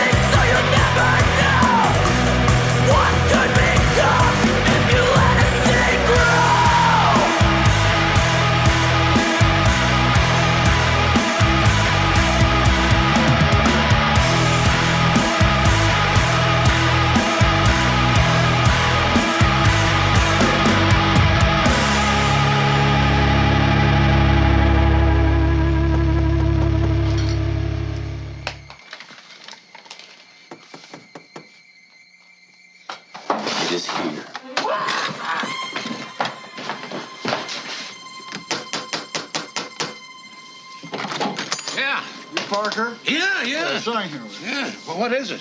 I don't know. What's in it? Here, bring it in, huh? Okay, boys, haul that on in here. Move it, Charles. Yeah, bring it right on in, right here. Bring it ahead, straight ahead. That's right. Right. Okay, bring it right on in, fellas. That's it. There we go. A little more. A little more. That's it. Watch the lady.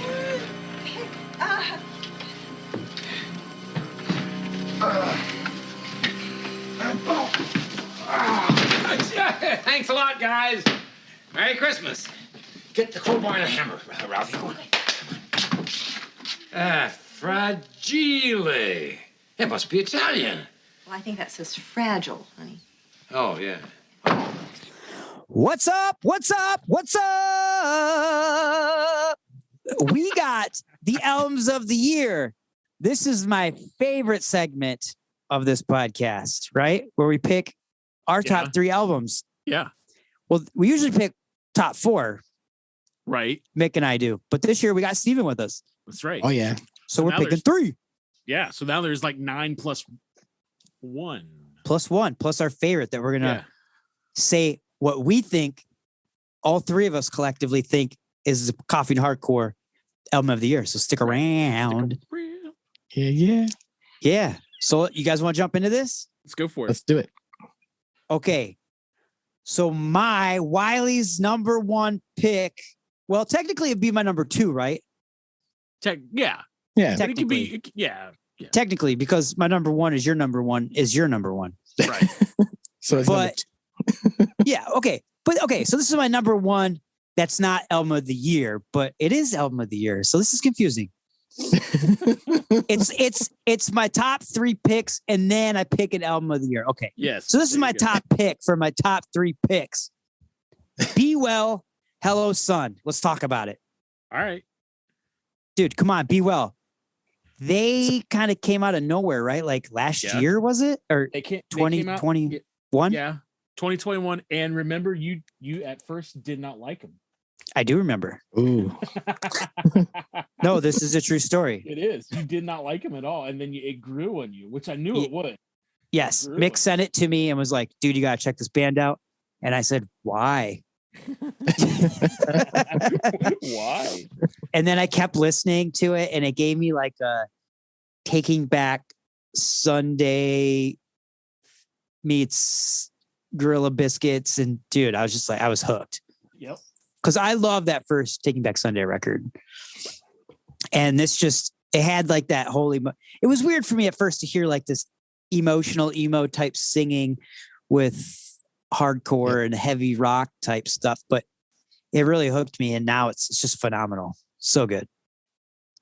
Their first record was really, really good. Right. Oh yeah. But this record came out this year. It did. And it was one of the records this year that I was just waiting desperately to come out because I love the last one so much. And then we had the bass player on Aaron. Yeah. Aaron, yep. Which was really cool. And this record, Hello Sun, hadn't dropped yet. It was dropping like the week or a few days after we had him on. I think it was that following Friday. I think so. Yeah. And I was just gonna say, I just remember talking to him and being super stoked about like what he said, where the direction was going to go. And then it dropped and I was like, damn, yeah, this is a good record. Yeah. It's a really good record. It really entwines a lot of different styles, and it's really well written musically, lyrically, I think even more so than the first record. Yeah. I think it showed that the first one wasn't a fluke either, you know. I mean, sometimes with the second go around, you kind of, see weakness, but they just kept on bringing it. And, they're all seasoned veterans in the music industry. They've been a part of some big bands. And, the lyrics, the guy spitting those lyrics, he hits you with some chords. So, it's a lot of meaning behind the vocals. I love it. It was a great drop. Great. Yo, so my pick for this, let's do the song Hello Sun. Let's drop it right now. Let's just do it. Boom.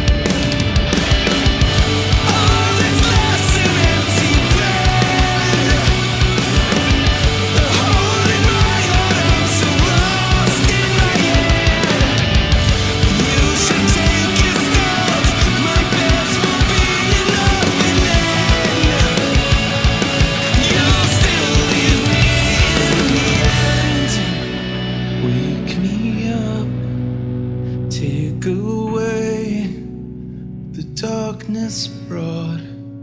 Hello, rain, stay away. And paid enough for all my mistakes. Hello, sun, wake me up, take away what the darkness brought. Hello, rain, please stay away. Every day paid enough for all of my mistakes. Hello, sun, wake me up, take away what the darkness brought. Hello, rain, please stay away. Every day paid enough for all of my mistakes. 'Cause I can't go on this way,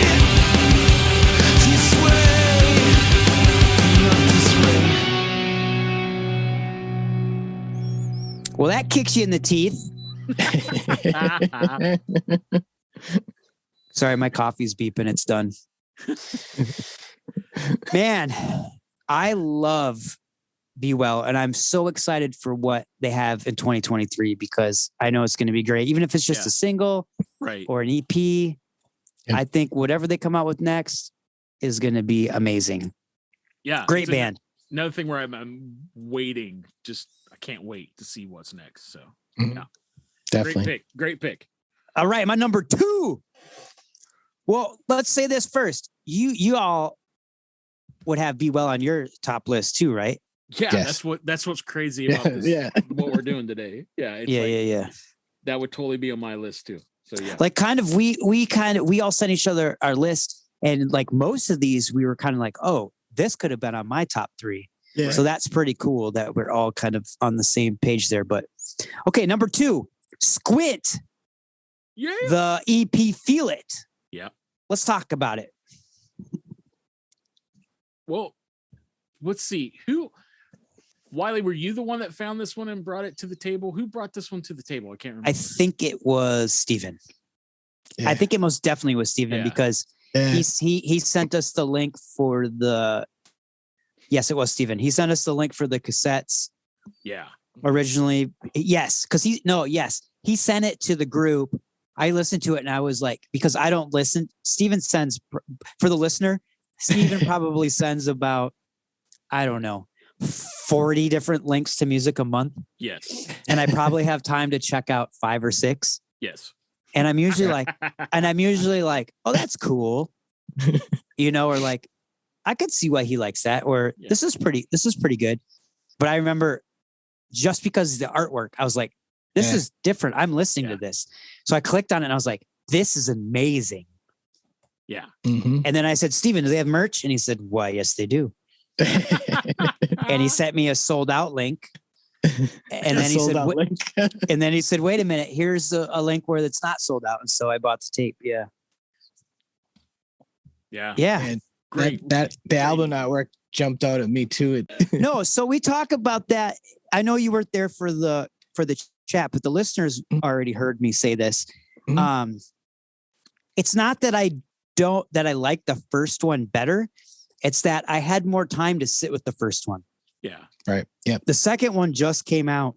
Mm-hmm. So I've only had a few weeks in recording this podcast that I've actually had the chance to listen to it and take it in. So I don't think it would be fair to pick that one. Yeah. Yep.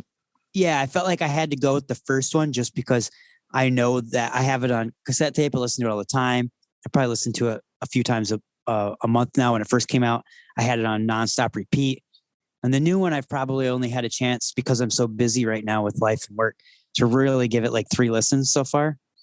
Mm-hmm. So I got to go with the first one just to be fair to Squint and myself.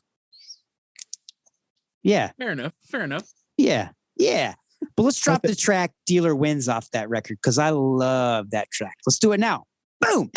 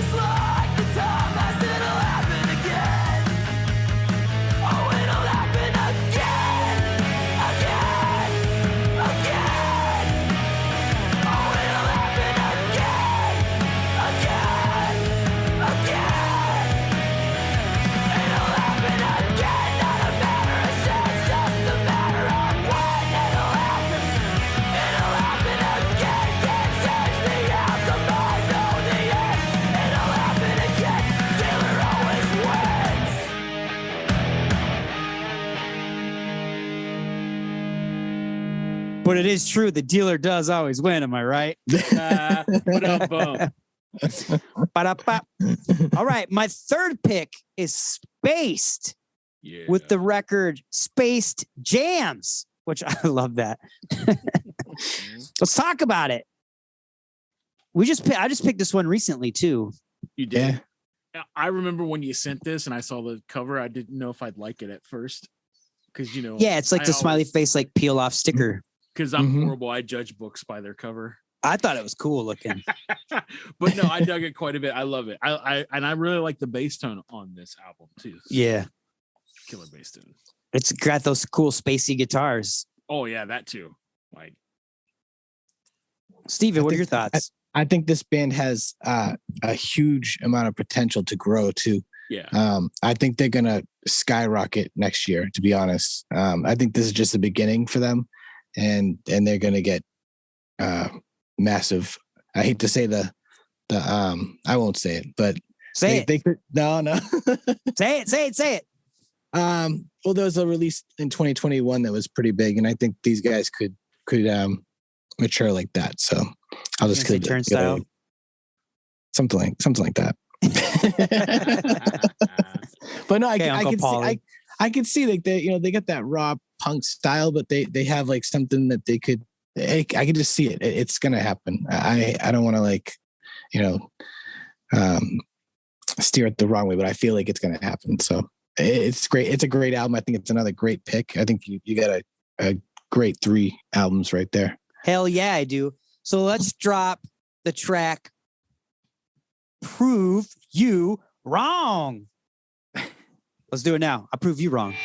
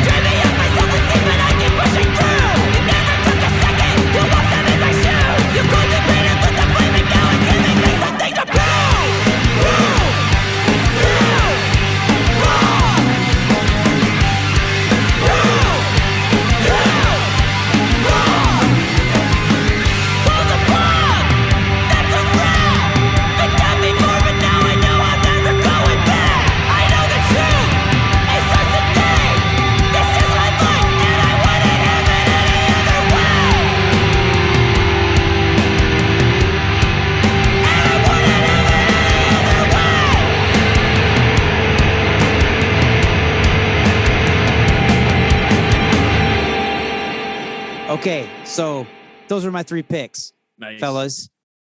Nice. I think that was a decent 3 picks right there. It was. And honestly, like I looked at your picks when you sent them and I was like, damn it, I wanted to pick some of those.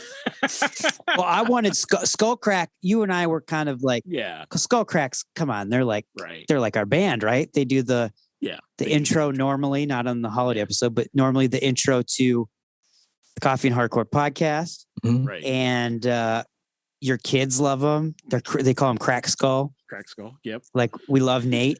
Nate's our boy. Like we just really like this band. So yeah. So I might as well go ahead since we kind of spilled the beans a little bit. We'll go ahead with it, right? Oh yeah, I guess I did. I guess I did. No, it's all right. It's all right. It's all good. So here's my 3. Okay, and it's hard for me to put these in order because I love all of these so much, and I love what you guys picked. So I'm just going to share them, and people can put them in whatever order they want. How about that? Well, here's the thing too: is I didn't necessarily put my 3 in any sort of order. I just picked 3. So, but I'm going to start with this one, and for me, it was like It was an album that was kind of like, I don't want to say like typical hardcore, but it was just like when I think of like a regular hardcore band or whatever, this was the album that I like to listen to a lot this year. And I'm not playing favorites. I just like the album, and I like their EP when it came out too. And we reviewed that one a couple years ago. But Discourage, their album Disaster Fatigue, I absolutely loved it this year. I listened to it quite a bit. I really it came out this year, didn't it? Yeah, it did. That's what I'm saying. There's so many crazy albums that came out. And yeah, that's a good one. What I tried to do was pick things that I listened to a lot. And this was one that I had on repeat a lot. I listened to it at work a lot. I think we all did, right? When it came out? When it came out, we were really into it. We both bought it on, I don't know if Steven did, but we both bought it on record. Yeah. Yep. And yep. it's you did too, so Steven? Good. I got it. We all bought it. Yeah. Look at that. See? It's hard to pick a track to play off of it, but I really dig the song Ripple. That's a good song. So I want to drop it here in a second. Agree. But yeah, it's just one of those albums that it was just a good hardcore record. Like it was so good. I texted Matt and said, dude, I think you broke the bottom off this, man. Yeah. Like it's going to spill everywhere. Like everyone's going to know you guys now. This record is really good. I think I said this. I was like, this record, actually, when I heard it, because we know Matt, and it's like, someone we know made this record, and it's that good. I was like, man, I need to step up my game or quit. Yes, I guess I decided to quit. Yeah.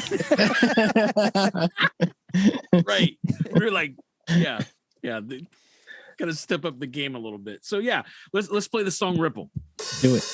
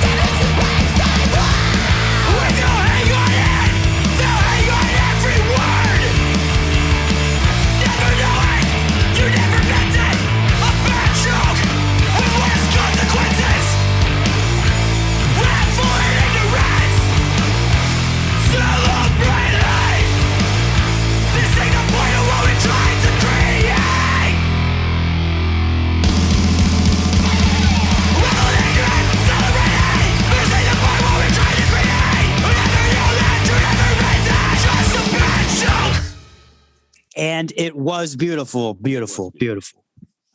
So beautiful. My next one, I am going to bring the almighty Skullcrack into the picture. Addicted to the Underground.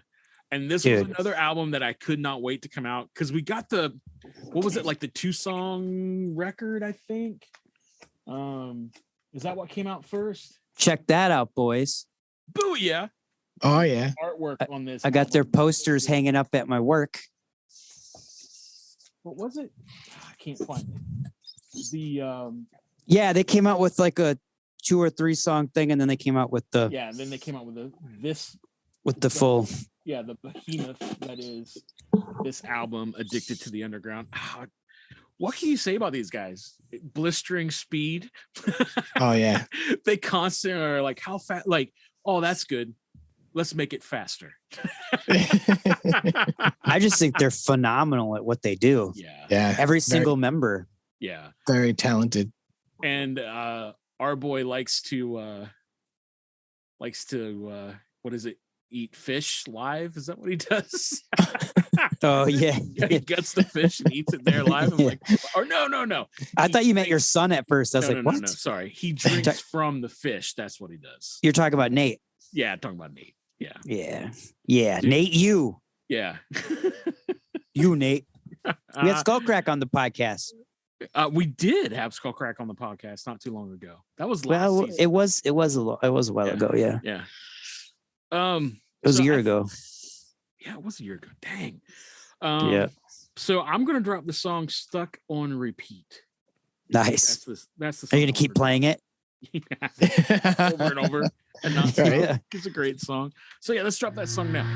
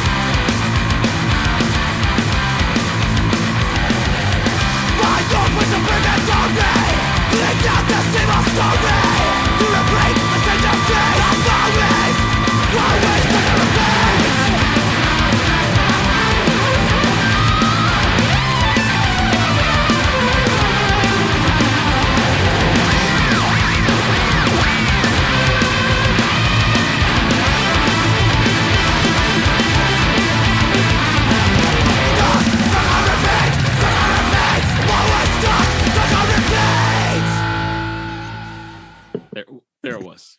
Whoosh. And if listeners have not checked out Skullcrack, listen, you've gotta one, listen to them, but two, you gotta check out all their artwork because they have an iconic they're like an Iron Maiden band. Yeah, exactly. They have their own little mascot there, and it's my son. I don't know if I call him little. No, I call him freaking brutal. Yeah, it's a great mix of like hardcore and thrash.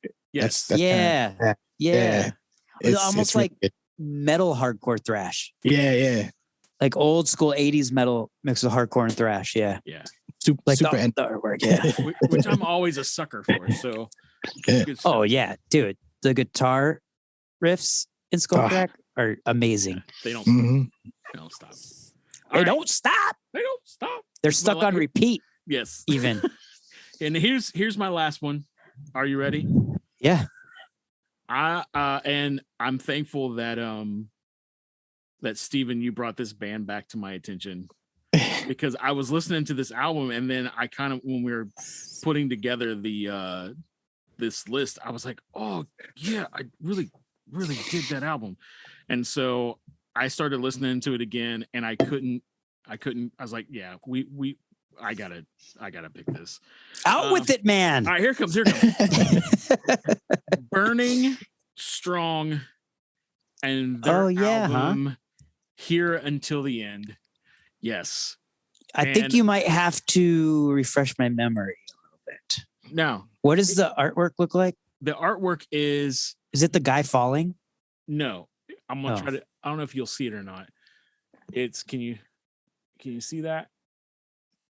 It's like a guy. Yeah. Did we review this? No, we never got a chance to review it because it just dropped December 2nd. And that's why. And it's one of those things, like it came out and they were kind of playing around. They dropped some singles this year and I kept checking them. Like they dropped the Fade to Black single. So this is the band that sorry to interrupt real quick, but this is the band that Steven just sent us and said, you got to check it out, right? Yeah. So I, regrettably, I have not checked it out yet. So I have no cards I have no cards in this game. But Wiley, I will throw this at you. We did review their album, The Fire Rages On, in 2020. What does that look like? Let's see this. Blue. It's like them it's like a live shot, and it's like a blue overtone. A blue overtone. Man, from the first season, dude. I don't remember that. Yeah, we were into it. It was good. Did we like it? Yeah, we did like it. I love them. But I remember, like, it was in the summer. I'm going to check this out, by the way. Sorry. But in the summertime, I was going through and thinking, like, what was some of the bands we did the first year? And this was one of the bands that I revisited. And then I saw that they were dropping stuff they dropped Fade to Black in November. And then they dropped Unchained. They dropped that one in October. So like I went back, was looking at social media and saying, they got to have something coming out. And so I was super stoked for this, kind of forgot about it. And then it dropped in December and I was listening to it. And then I added it to the playlist and forgot to share it with you guys. Cause I was like, I found something before Steven. And then Steven sent it. Yeah, then Steven sent it. So yeah, But Steven did give you credit. He did. He was I think Mick shared this to the list already.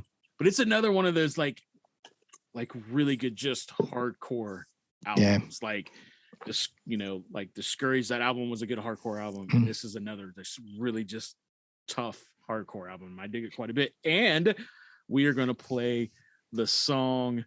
I like The Torch, so I like that. Yeah, this will be my first time hearing it, so let's hear it. All right, here it comes.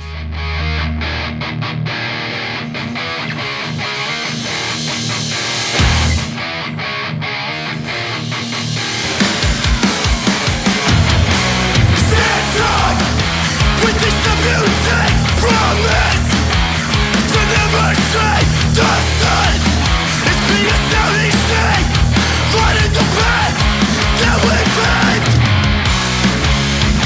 inside the sun coming in carry the torch and lead the way takes not in the words we say what's supposed to run into all fast to your place when the world comes crashing down on you inside the sun coming in carry the torch light the way it's on you so lead the way into the fire, through the fight.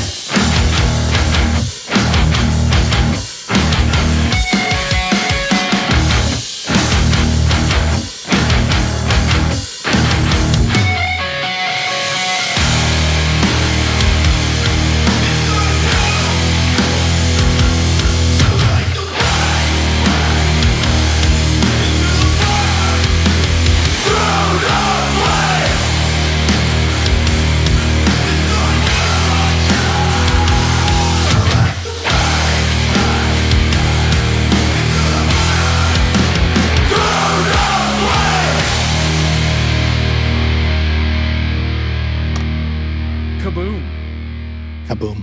Kablam! The Torch. So, Steven, did you post? I think it was like yesterday or the day before, right? Yeah. Yeah. It's good. I listened to it a few times, and like by the third time, I was like, wow, they've grown so much. Oh, and this is a band that you said I might have to break my merch, my no merch before the holidays rule. Yeah. Yeah, I went did. and checked it out. They have the really cool record. It's like yellow and red or not red, yellow and black or whatever mix. And then they had the t-shirt. Yeah. It's really good. Yeah. If you're a fan of Strife, which we all are. Yeah, there you go. Which everyone listening is. Modern day Strife. It's great stuff. Yeah. But and also they're from your favorite state. Oh God. Florida. Well, I guess I don't have to check it out now. I'm just kidding. I will. All right. It's your turn. It's your all right. turn. I'm up. Turn, Steven. You're up. So I'm gonna drop my first one, and it's Berthold City. When words are not enough. Los Angeles Straight Edge. Hell yeah. Released this on 3/18 on War Records. I'll tell you. So all three of my releases are definitely albums that I can go back to. I can listen to over and over again, all the way through. And I don't have to skip around it. Just they're solid, complete hardcore albums. So can I ask you a question real quick? Yep. Did we review all three on the podcast?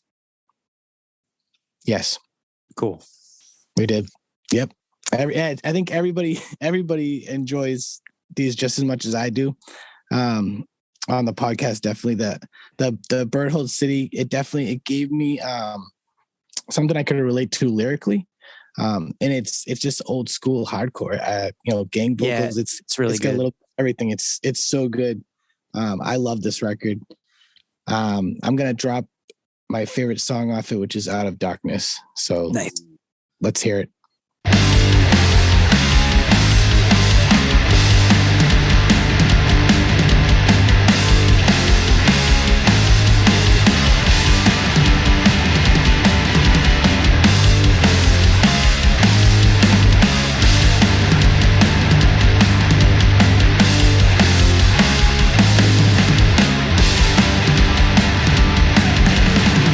Thinking back to this life I've been through, what happened to my youth?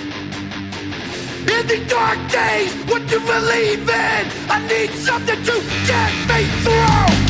Where can I find it? I'm so lost and confused. Where can I find it? Out of darkness comes the truth. So strip it all, strip it away. I'm so sick of feeling nothing. Strip it all, strip it away. Away. Who can save me? I'm sick of fighting. Are you the one that can ease the pain? Look in the mirror, I made some changes. It's not enough, was it all in vain? Where can I find it? A light to get me through. Where can I find it? Out of darkness comes the truth. So strip it all, strip it away. I'm so sick of feeling nothing. Strip it all, strip it away. Away. So strip it all, strip it away. Strip it all away. Did it?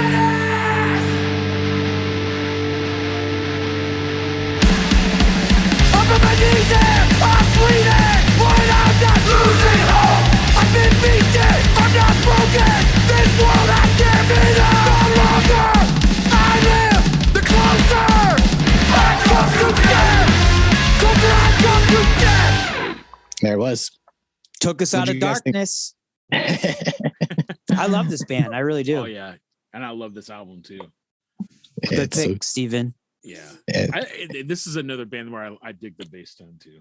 Yes, I remember you did say that. Solid bass tone. I dig it quite a bit. Any band with a good bass player, That's right. Mick will like it. Everything else could be trash cans. Yeah, but if the bass is good, I'm in. This record's so good, but what? It's cats singing in the background. Yeah, but the bass. The bass. You hear it? Would you buy a hardcore record with the bass just like, and then like a whole like a cat section. Yeah, oh yeah. You would buy that? If that bass tune's right there. Dude, I'm for it. Do it. What do you mean do it? Like put it together or buy it? Yeah. I'm not putting that together.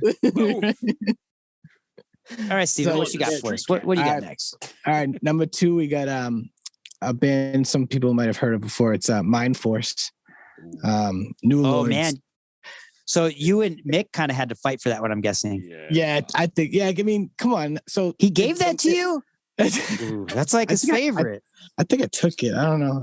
You did. You just took it. He could have had it back. But, it's all right. But all right. So this was dropped September 16th from Triple B Records. And let's be honest, if this isn't in your top 10 and you listen to hardcore, you're dumb. I think you need to go back and revisit it. Because he's being nice, but he means you're dumb. Yeah, you need to turn in your hardcore badge card. Yeah. Socks. No.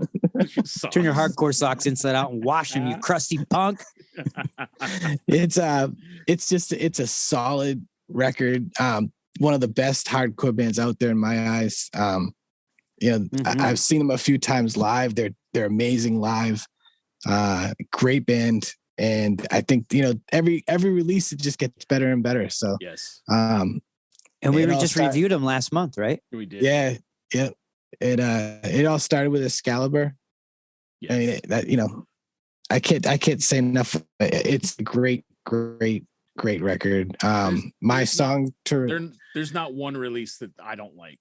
It's so good. And I can listen to it from beginning to end. So yeah. Oh yeah. Over and over. My track to listen to, I'm gonna go with 13 and Mean. Okay. It's a good song. So let's hear it.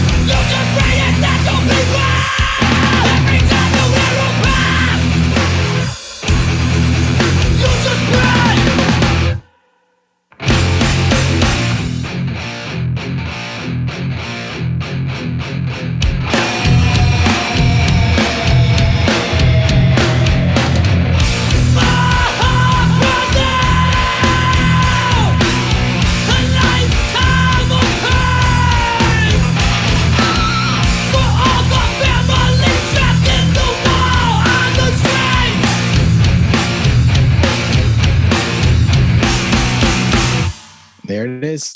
There it was. There it was. There it is. It's a good song, man. That's a great band. It is. Great. I still can't believe. I'm still mind blown that you somehow got that away from Mick. So, because I know that was like on his. Yeah. I think that might have been like.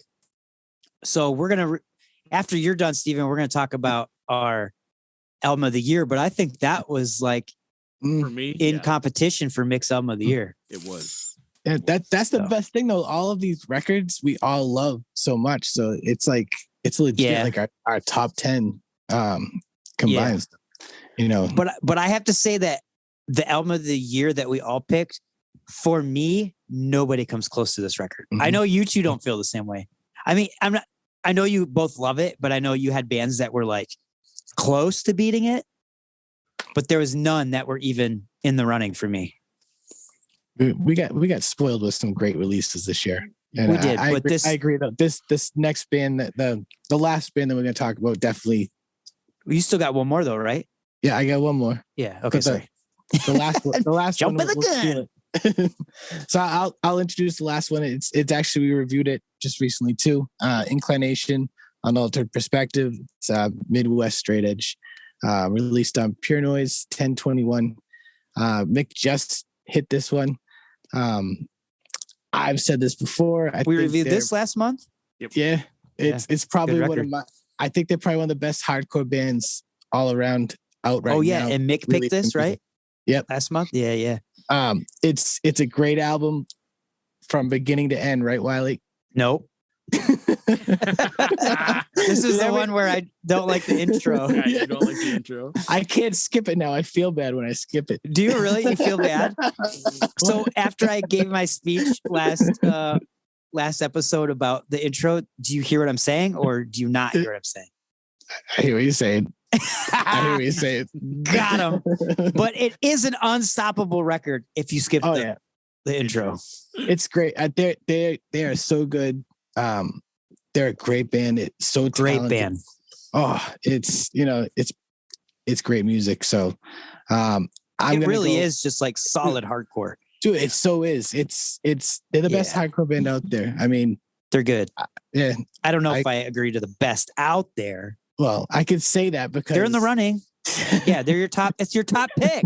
So it's your opinion. Yeah, Turnstile isn't hardcore anymore. So oh gosh, I'm just kidding. Hey, Uncle Paulie.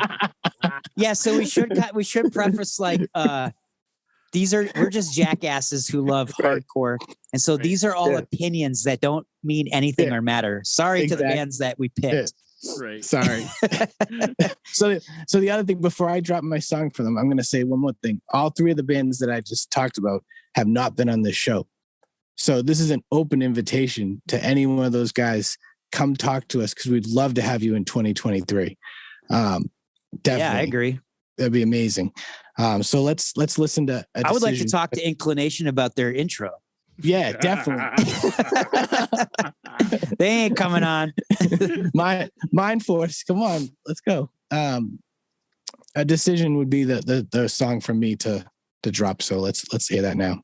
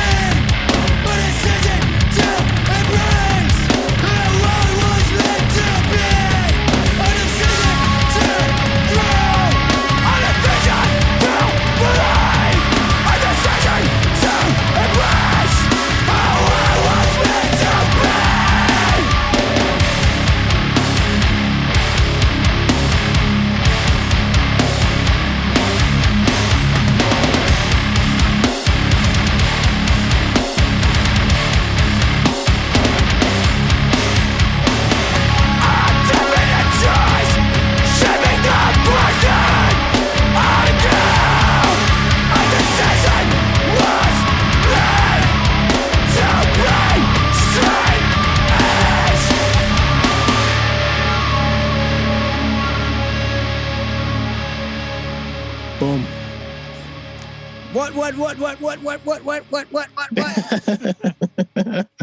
Dude, honestly though, those are all great picks. I mean, I haven't heard the one record yet, but I'm gonna go listen to the Florida band. You're gonna like it. Before we drop, is it Burning Out? Burning Out. Burning strong. Burning strong. Burning strong. Not burning out. Burning out. Burning strong. But before the opposite of burning out. Yes. Before we drop the album of the year, I just have to say too that this has been a crazy year for album releases because I struggled so hard just to pick those three because I wanted to pick the Bent Blue album Between Your and Your. I wanted to pick that one because I loved it so much. I wanted to pick Filled with Flames. I wanted to pick their album because it was straight up metal in your face. I wanted to pick the Soul Glow album because you brought that to the table, Wiley, and it was a sick record. The Sidestep EP that came out, the Control Society, that blew me away because I wasn't expecting that to be any good. And then that freaking album that Steven brought last week, the No Cure. I can't stop listening to that record either. That little EP single, whatever the frick it is. EP single?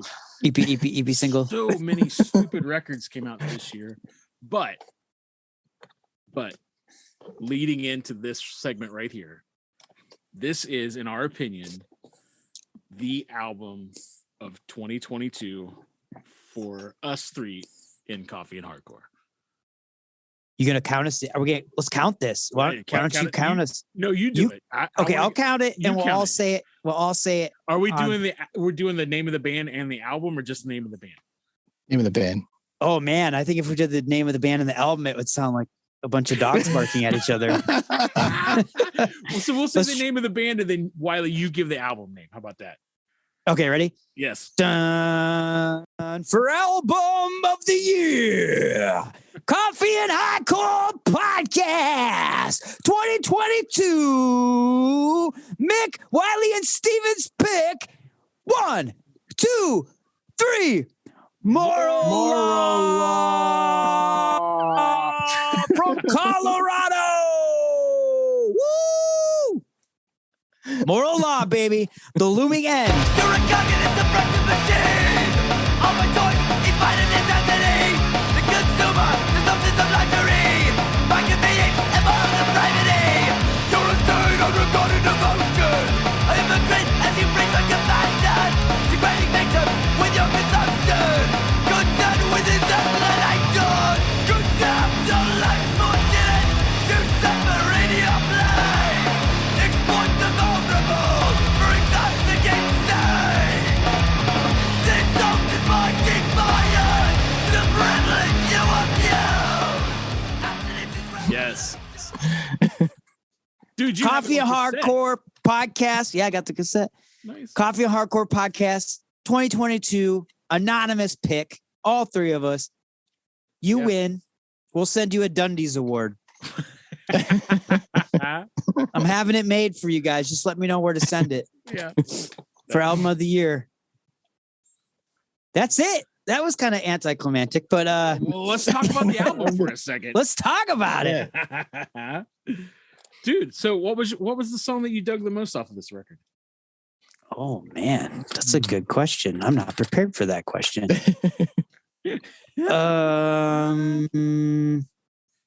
Abolitionist. Yeah. See, that's mine too. Yeah.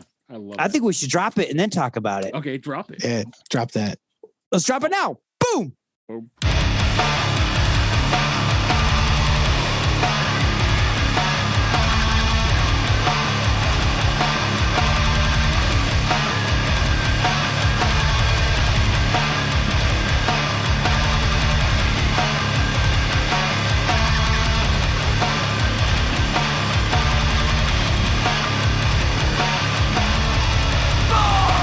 Like a walkway, burning from the fire.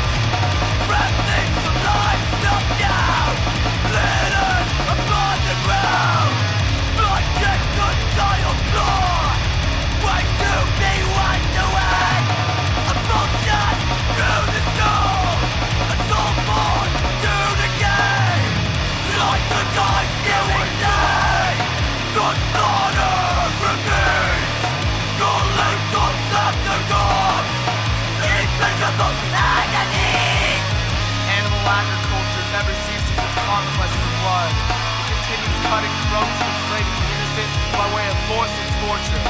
We subsidize this cruelty with every dollar we spend, condemning the innocent to their untimely demise. We pay bribes to this industry as an attempt to placate our own guilt for our role in this exploitation. We are the demand from which this supply originates, the bounties paid into the butcher's pockets, ensnared in this brutality. There is no justification! This is murder!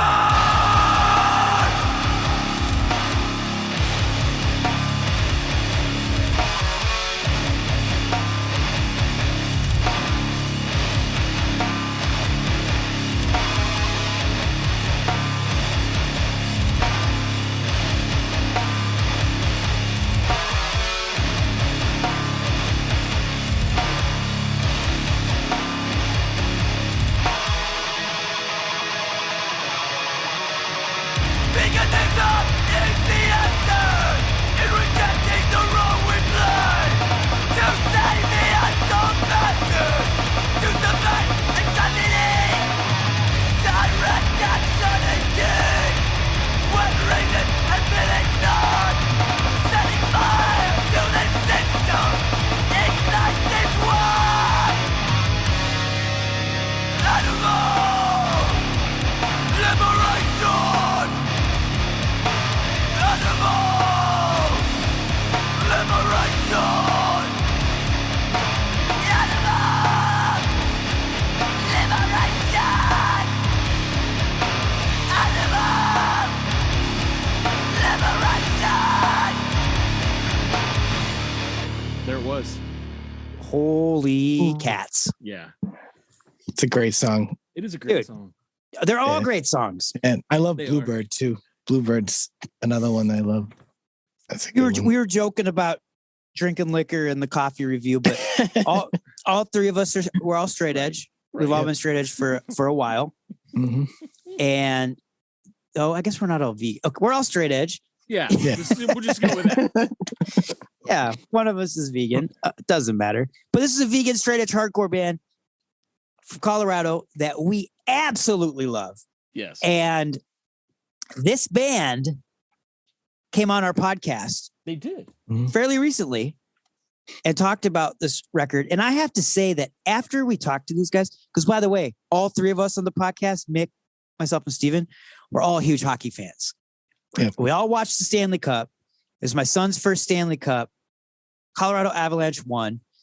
They have a place in my heart, even though they're stinking it up so far this year. It's okay. It's okay. They still have time. But the almighty Boston Bruins, Steven, Yeah. murdering it. And my team, Detroit Red Wings, are doing better than I expected. Mhm. And Mick's Ducks are dead last. Again. So, anyways, after we talked to these guys, I like this band even more, I think. I think the dudes are solid, down to earth, great guys. Yeah. They love hockey. They love hardcore. They love people. They were on the Up the Pups 2 comp. They love doing things for charity. Great band, great dudes, great cause, straight edge, vegan, hardcore. Love it, love it, love it. Yeah. I mean, I gave them the compliment that they were up for me when it comes to vegan straight edge bands. They and their sound, their songs, their records. For me, they were up there with Earth Crisis. Right. You know.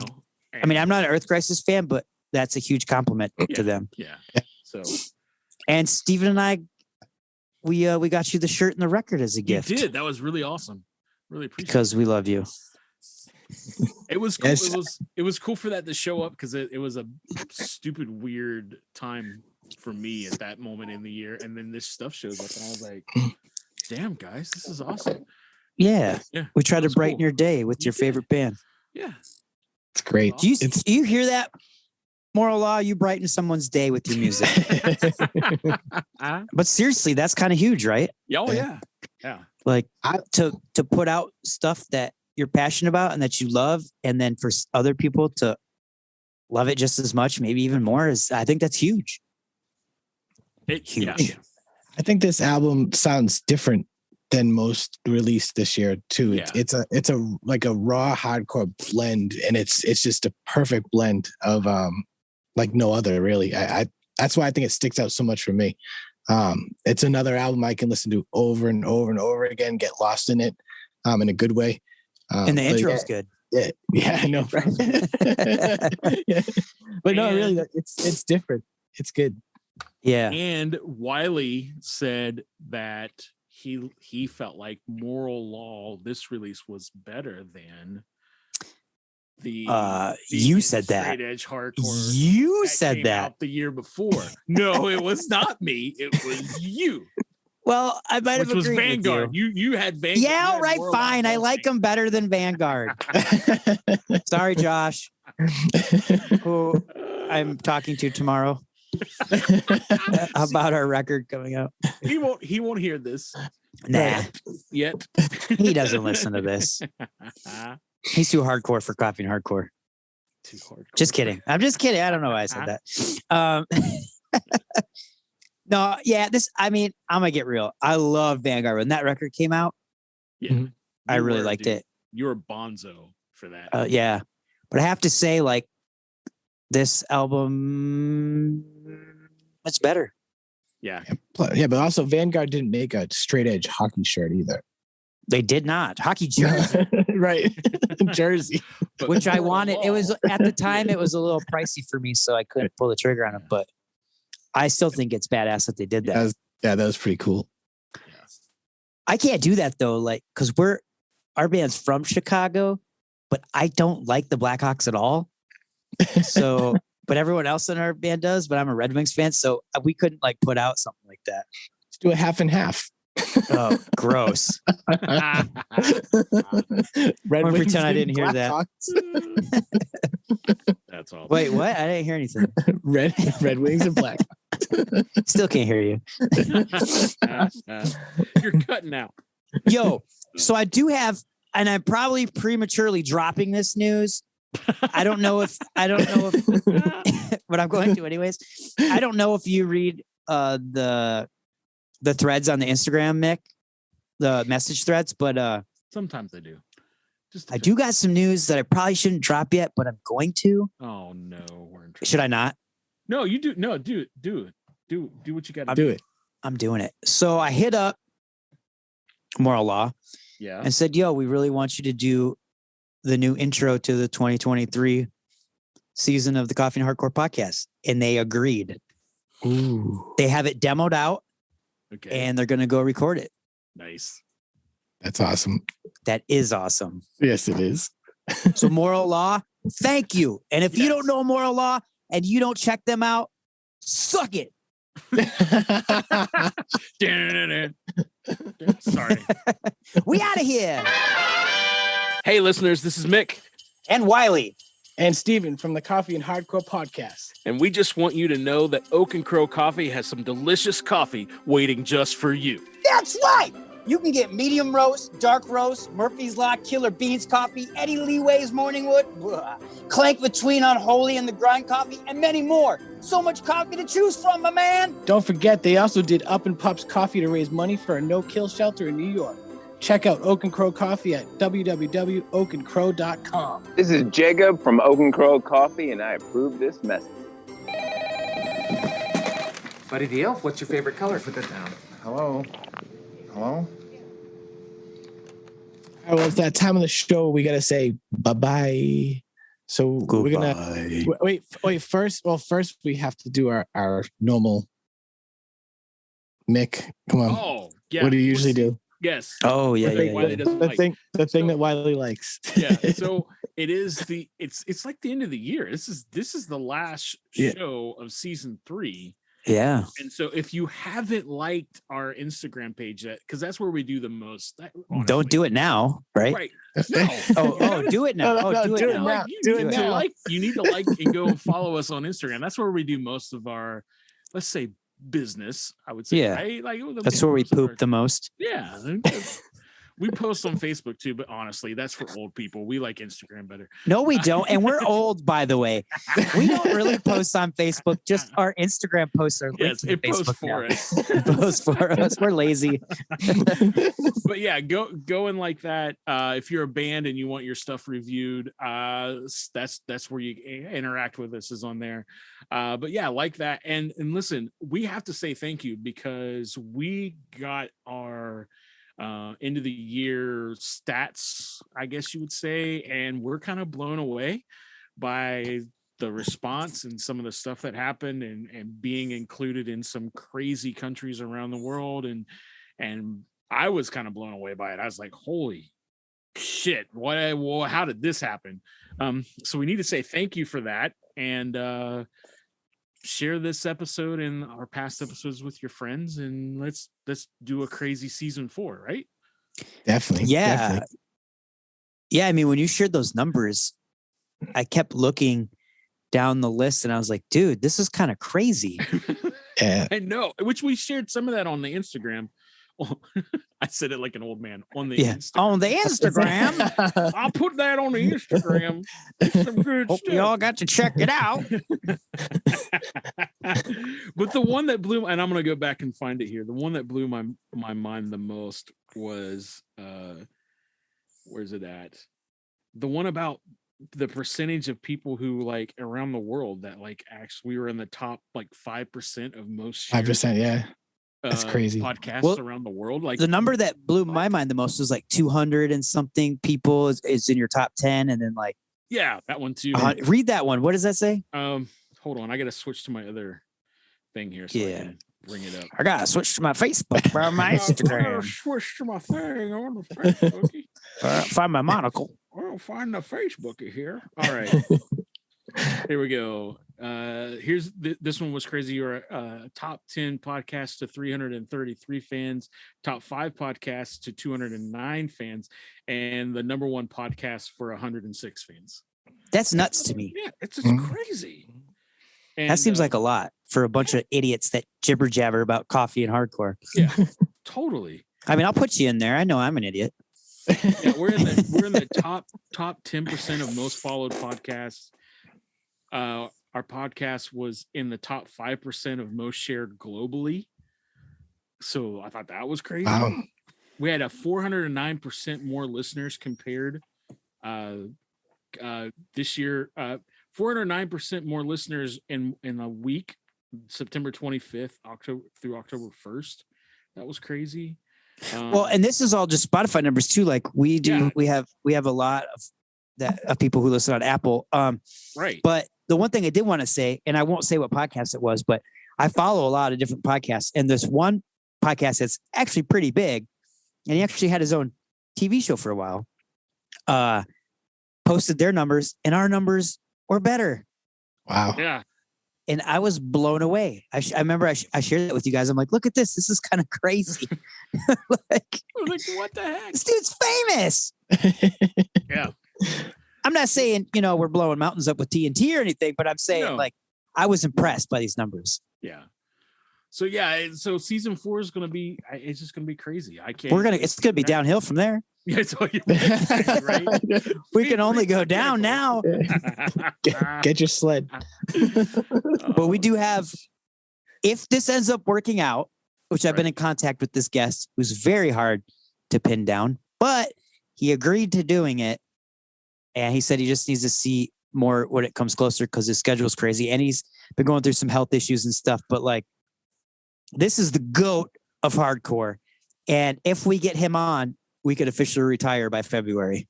True. We could shut this shit down and we could say, yo, we did this podcast and we had this guest on it. We're not going to say who it is, right? We're going to wait. It's going to be we're going to wait just in case because I don't want to jinx it because I believe in that kind of stuff. I'm knocking on all the wood around here. Knocking on all the wood. And I really hope we get this guest because we've been trying to get this guest for about a year now. Yeah.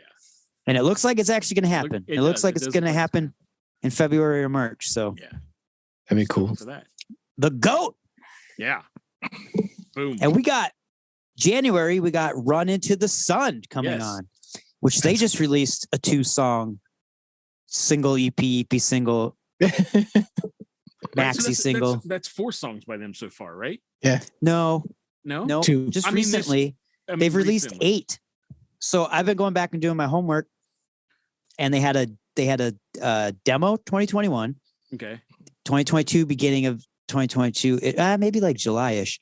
They released 2 songs, and then this month, December, they released 2 songs, and then they had 1 song that they released before their demo.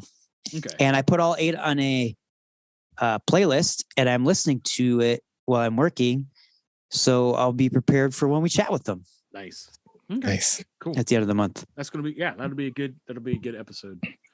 I think for the start off season 4. So yeah, because one thing I will say is we've been getting some crazy huge guests lately. Yeah. And Mick reminded me at some, I don't remember if you remember this conversation, but I was kind of like on a, and I'll just be honest, I was kind of like on a, how many like big guests can we collect kind of thing. You know what I mean? Yeah. Like to grow this podcast. And then Mick kind of nicely reminded me like, hey, we started this podcast to, talk to recent bands and bands that need a little help getting their stuff out there. Yeah. And so I was like, yeah. And I'm not saying Run Into the Sun needs help or anything, but I'm saying they're a recent band. They're in it right now. Right. They're in the hardcore community and scene. So I was like, yeah, you're right. So I'm going to try to get a good mix next year. Yeah. Of bands that are pushing it right now that need the help, and then bands that we all know and love. So right. I think that was a good kickback to reality of why we started this podcast. So I appreciate that. And we want to hear some more recent active bands. Yes. I think it's huge to not just support the bands, but to support the small labels that are out there. That's a good point. Yeah. Because they are helping these guys get their music out. And I got a couple that I made a little list of From Within Records, The Coming Strife, Sunday Drive, Days, New Morality, and Patient Zero. Like those small. Do you know where these labels are located out of? So From Within, I believe, is Florida, your favorite state. The Coming Strife is England.